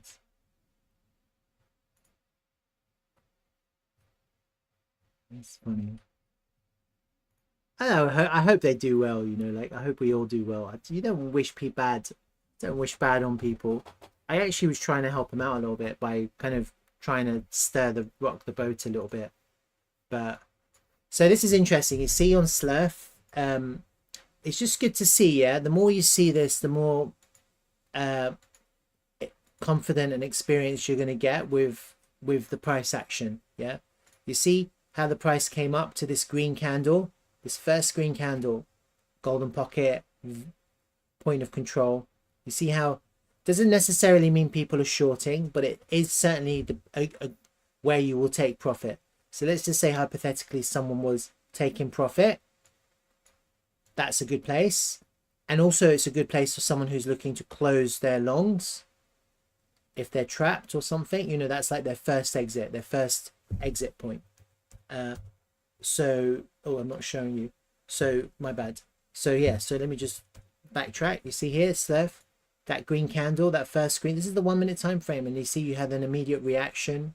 That was the reaction, and you see already the price is dropping. So if you're not going to short because we're at the lows or you're not sure or whatever, you know, that was definitely the right place to close out, take profit, do whatever you want to do, protect yourself, those green candles.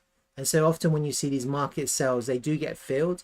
The price, all it does is it comes back to the first green candle before the price dropped, just to fill the gaps, and then it continues on its original destination, original path. So you see, the more and more you see this, the better you'll get. You see now the price, if it's going to trend down, yeah, then this is where it begins. This is the beginning. Yeah.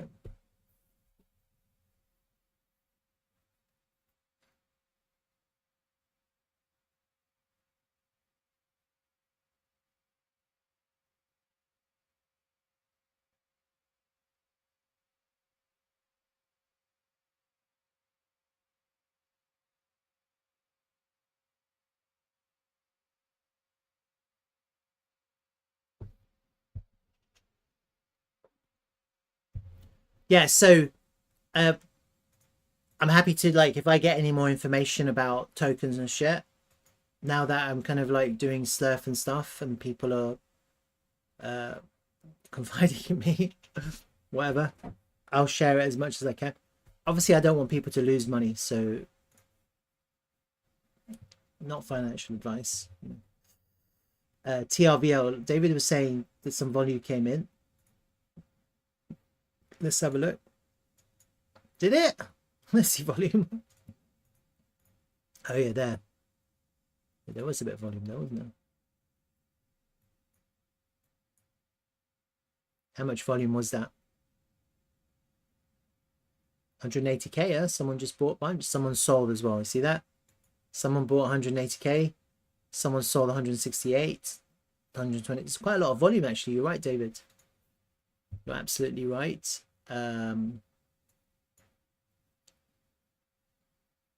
Literally cleared all of the trap liquidity in that range.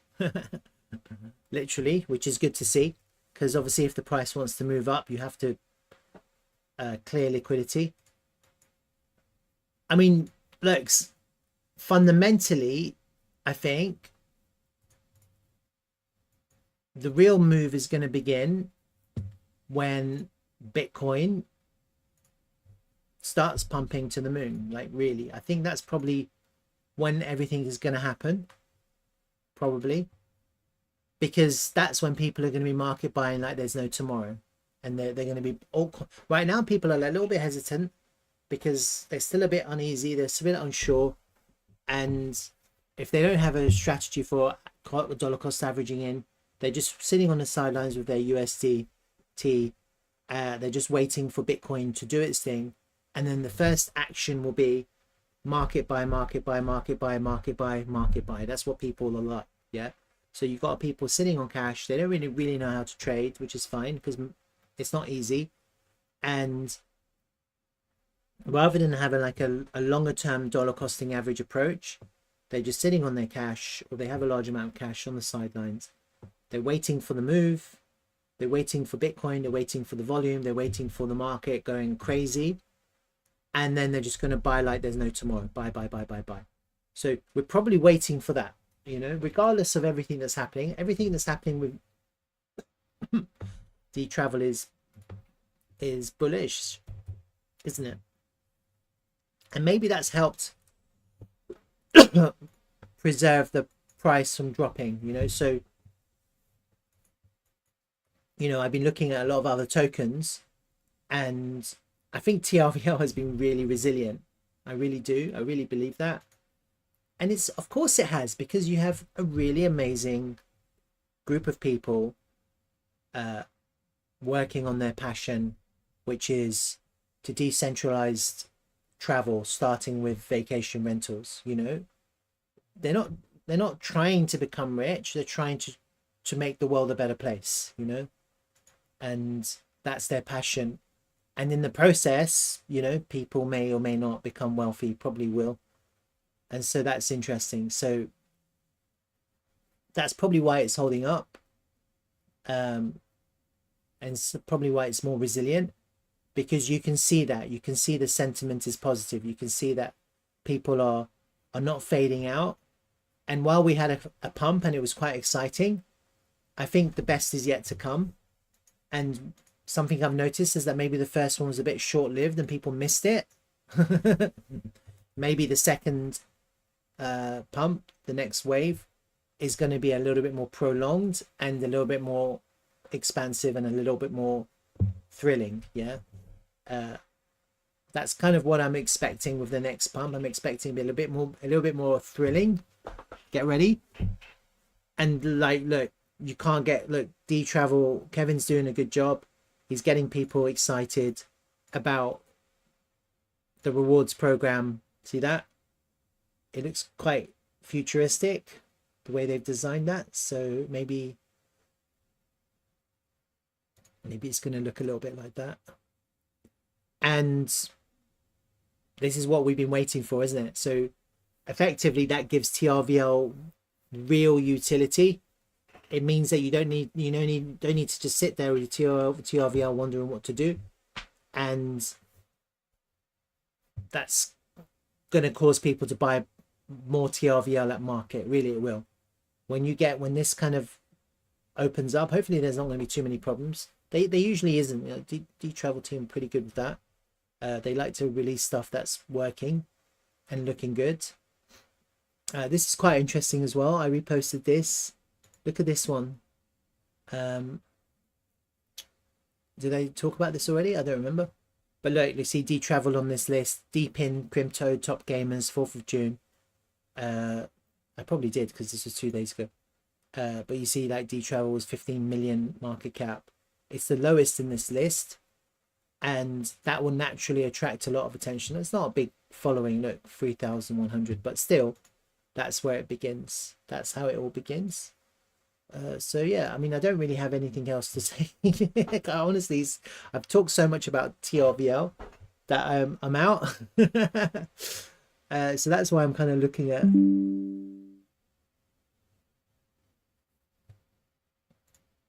That's kind of why I'm looking at. I think my internet's gone. Has my internet gone? No, it's still streaming. It's weird. That's why I'm kind of looking at the Telegram and stuff. Let's have a look and see if we can see anything interesting. Interesting listing in Vegas for any Star Wars fans. So if there are any Star Wars fans,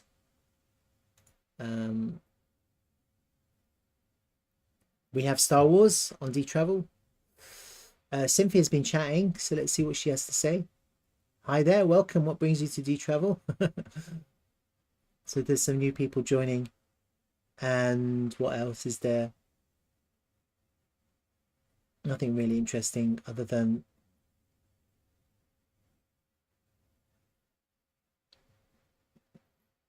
buying.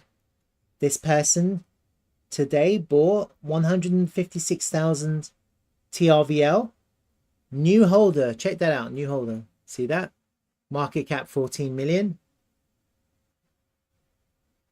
Can't complain, right? That's kind of what you want to see.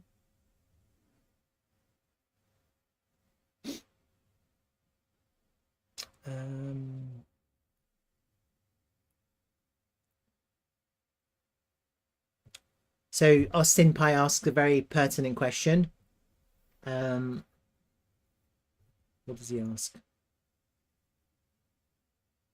Dtravel will have to look into enabling BTC payments for stays. There's a lot of options these days with Stacks, Arch, Network, etc. James responds 100% of this product roadmap. We've been getting a lot of requests from vacation rental offers operators to add BTC option. Will be happening sooner than you think. Demand for BTC payment should grow, especially with runes set to explode this year. I have to check out runes. So this is a good question. Austin Pye is asking, how does the Dtravel smart contract for hosts to accept crypto payment work? And Cynthia responds, we launched a smart contract on every chain where we want to support payments. That makes it easy for operators to customize which chain and which tokens on those chains they want to accept, and ultimately gives travelers more flexibility with payment options. Right now, we've been focusing on EVM chains. That's ETH. As once you've deployed on one, it's easy to deploy on more. However, we are looking into other non-EVM chains like BTC and Solana. All right, so get ready for that. I think, again, this is what I think, and it's just logic, really. As the value grows, it just enables the team to do more because they can hire more people, they can get more experts, etc. Of course, they're going to be selling a little bit of their tokens a little bit to fund that, but that's what, you know, that's what stocks and shares do, isn't it? So like, you know, that's why you get, that's how companies grow, isn't it? Because the share value goes up and they can raise capital from the stock market. Crypto has that idea too. It has that kind of sentiment too. The difference is that these guys, their focus is on building the network, which is going to transfer value back to the token. So it's a win-win. It's like investing to grow. Yeah. And so obviously if the price grows and then they spend a little bit of TRVL to grow the capability of Dtravel for it to support BTC and Solana, then literally the floodgates will start opening, because you know there are like Solana people out there who don't have any other tokens. There are Bitcoin maximalists who don't have any other tokens, and this is going to open the doors to all of them. I think that it was a good starting point to start on ETH, and obviously that's gone on to Polygon now, onto Matic. The next big news, I saw it actually, I think, did I see it here?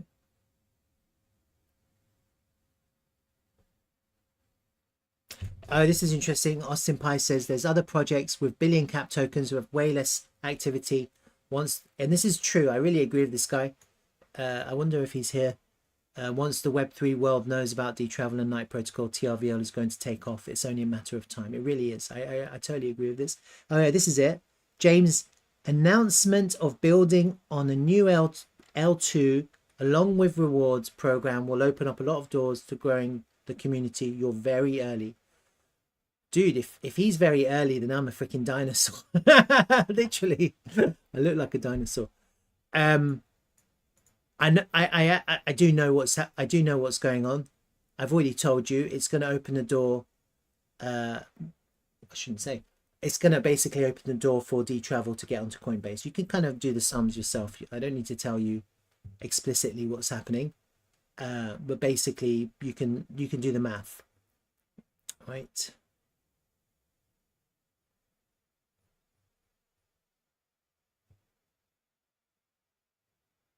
Amazing. Look, Cynthia's active. I love it when Cynthia's engaging. That's what we want, isn't it? A CEO who's like chatting to people. Compare that with Cube. It's night and day, isn't it?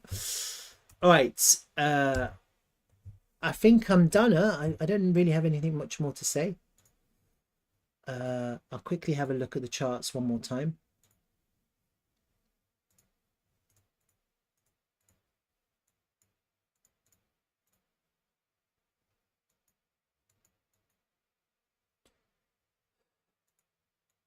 I kind of feel with Slerf, this is how we were in the zigzag that we experienced before in the first correction. I kind of feel that we're going through that kind of same movement. Yeah. But okay, just be aware that it is possible we go up just to the point of control. And I don't know. I can't tell. Right. Technically, it's not a bad place to buy. But what you're looking for is a little bit of strength. It's and then you are looking, unless we get a pump, which is less and less likely, we are looking for a corrective move. It would all be corrective.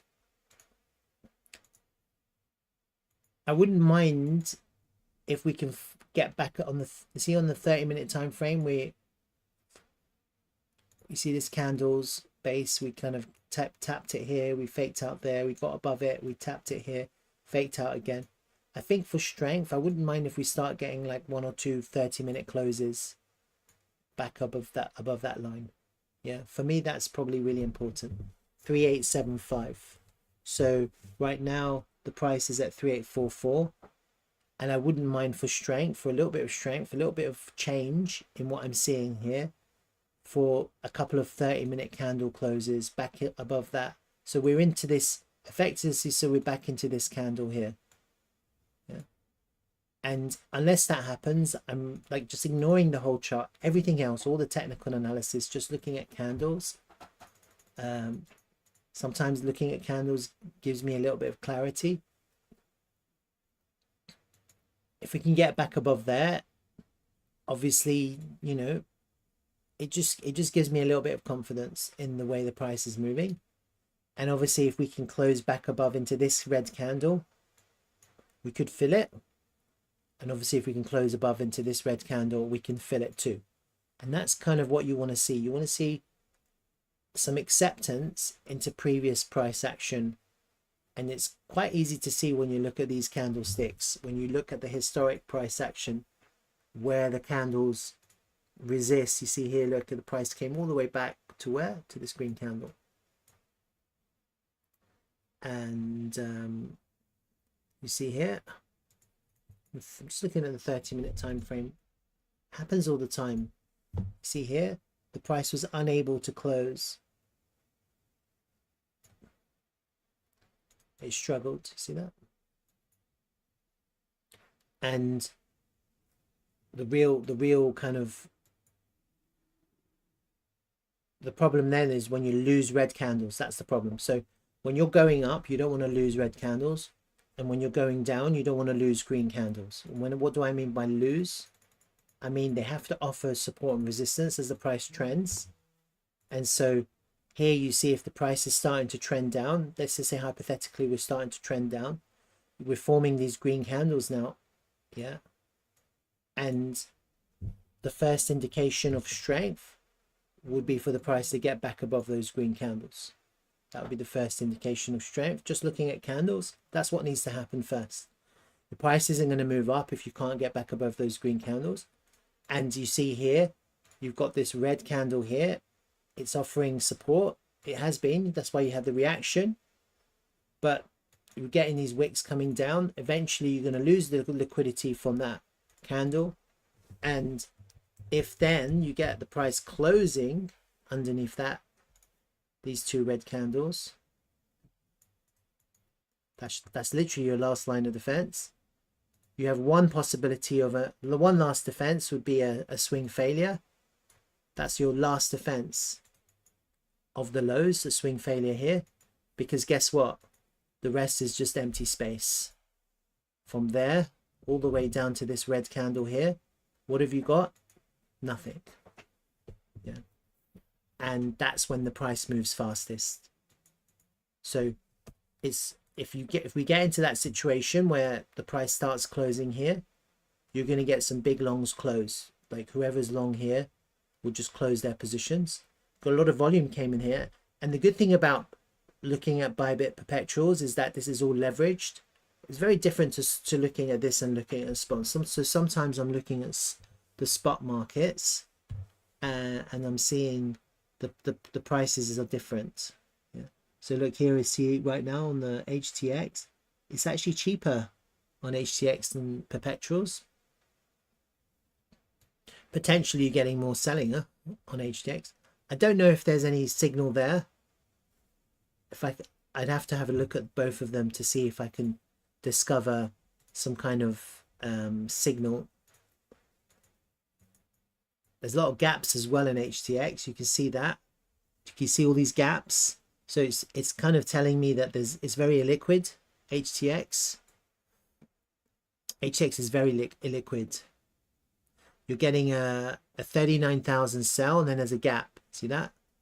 And so that's problematic as well. When you create gaps going down, it causes problems for the price going up. And usually gaps fill as well. Well, there's a lot of gaps on HTX.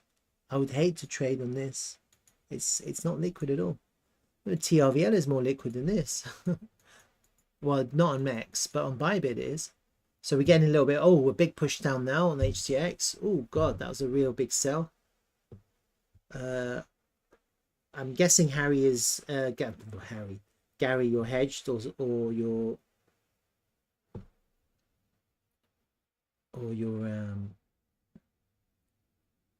I think HTX is actually leading. Someone just spot sold.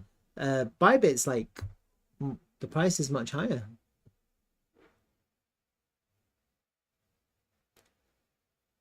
Oh no, it isn't. My freaking phone hasn't updated. Right, whatever. All right, guys. I'm gonna love you and leave you. Thank you for joining me today. Really appreciate it. I was kind of talking about TRVL, but I think it was pretty clear.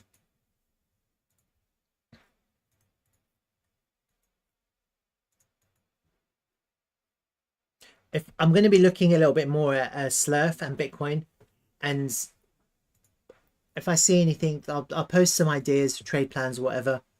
And you know, if it happens, it happens. If it doesn't, it doesn't. Yesterday, I was imagining, oh look, you see that? Bitcoin swing failure, see that? So kind of what I was thinking. Little swing failure. We saw that together into the daily level, right back down. It's pretty bearish, isn't it? And actually the diamond pattern continues, doesn't it? So that's Bitcoin for you.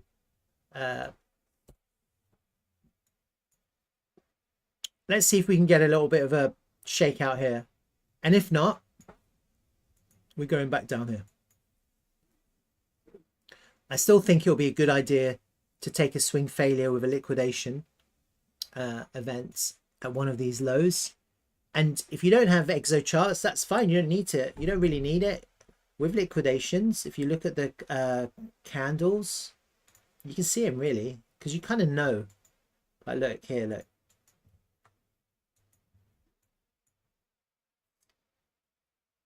You see this pivot here? This one? And you see how the price here came underneath the pivot. This red candle is the one that took us down. This is the 15-minute time frame. You see the massive amounts of volume. That's what you're looking for. You're looking for candles with high volume that take out the lows. And then as soon as the price comes back above the lows, above that low, the price just kept on going up. It's kind of, you're looking for, if you don't have XO charts, you're looking for liquidations. That was more of a kind of like a little failed auction. This one is something similar. You see a nice big red, large high volume candle. This is easier to trade because you've got a wick. That's a buying tail, swing failure, high volume comparatively. Like, look at the rest of the little range, and then you see these kind of like volume candles stick out. They're the clues that you're looking for. You had the same thing here, massive volume coming down. See that, took that level, big volume coming down, and actually, although the price didn't rally up, it did go up. And that's kind of what you're looking for when you're looking at swing failures. Same thing happened here, look, see that? Although here there's not that much high volume. So it was harder to trade. Here you actually, looking at it in hindsight, you have a little bit of a reversal pattern with a buying tail. So these candles with buying tails, which take the liquidity from previous lows. This is very unique and very specific to Bitcoin, to be honest with you.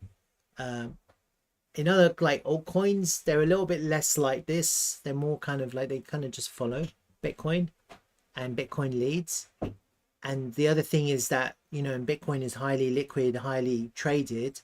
And so you've obviously got a lot of people trading. You've got a lot of people putting their stop losses above and below pivots. Maybe, you know, maybe in these like meme coins, whatever, Slerf, whatever, maybe they're not doing that. And so you're not getting that kind of behavior, but you are, like, it's different. It's slightly different. You see here on Slerf up here, there was a clear, you see this red candle, it went up, took the highs here, high volume. Now you have these kind of signals. But I mean, it's not easy. It's definitely not easy. But the more you analyze, the more you kind of go back over the structure and the price action, you look at it, the easier it becomes, because history always repeats itself. So everything that I'm looking at now, I'm definitely going to see it again. I'm going to see it on every chart in the future, and it's going to be exactly the same way. Exactly the same. Nothing will change. All right. So I'll leave you guys. Thank you for joining me. And I don't know if that was helpful, but actually maybe it was, because maybe you were a bit bullish before and now you're feeling a little bit more grounded. Maybe, I don't know. All right, David, I'll see you. Craig, Gary, Marve, if you're still here. I am Harbour. David, I don't know if you're still here. David Cruz, Veg Food Lover, wanted me to have a look at Gary, but he doesn't hang around for long, so that's kind of why I'm not bothered. But just for fun, just for shits and giggles, I'll have a look at his shit token, the one that he keeps on asking for but never hangs around long enough for me to look at it. Makes no difference. Yeah. Although probably Gary is better than Cube, probably.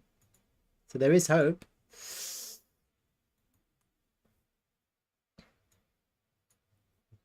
Would you buy that, guys? Would anyone buy this token on OKX after that big rug pull?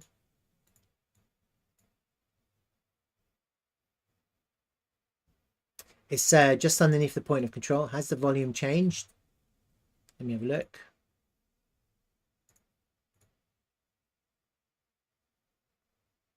Nope. Technically, we're at a good place to buy, but I wouldn't buy this token because I'd be worried. I'd be worried that the price goes down, loses the value area, and we have a massive sell-off. Feel this massive gap that's been created here, and right back at all-time lows. So because the distance from the point of control to the all-time low is so high, it's like 59%. This would scare the shit out of me, because you wouldn't want to buy something thinking that you could lose 50% of your value, and that's the problem with this token. But also you look at this momentum. Look, the weekly 50 moving average, it's pretty abysmal, isn't it? It's like you got this downward sloping 50 moving average.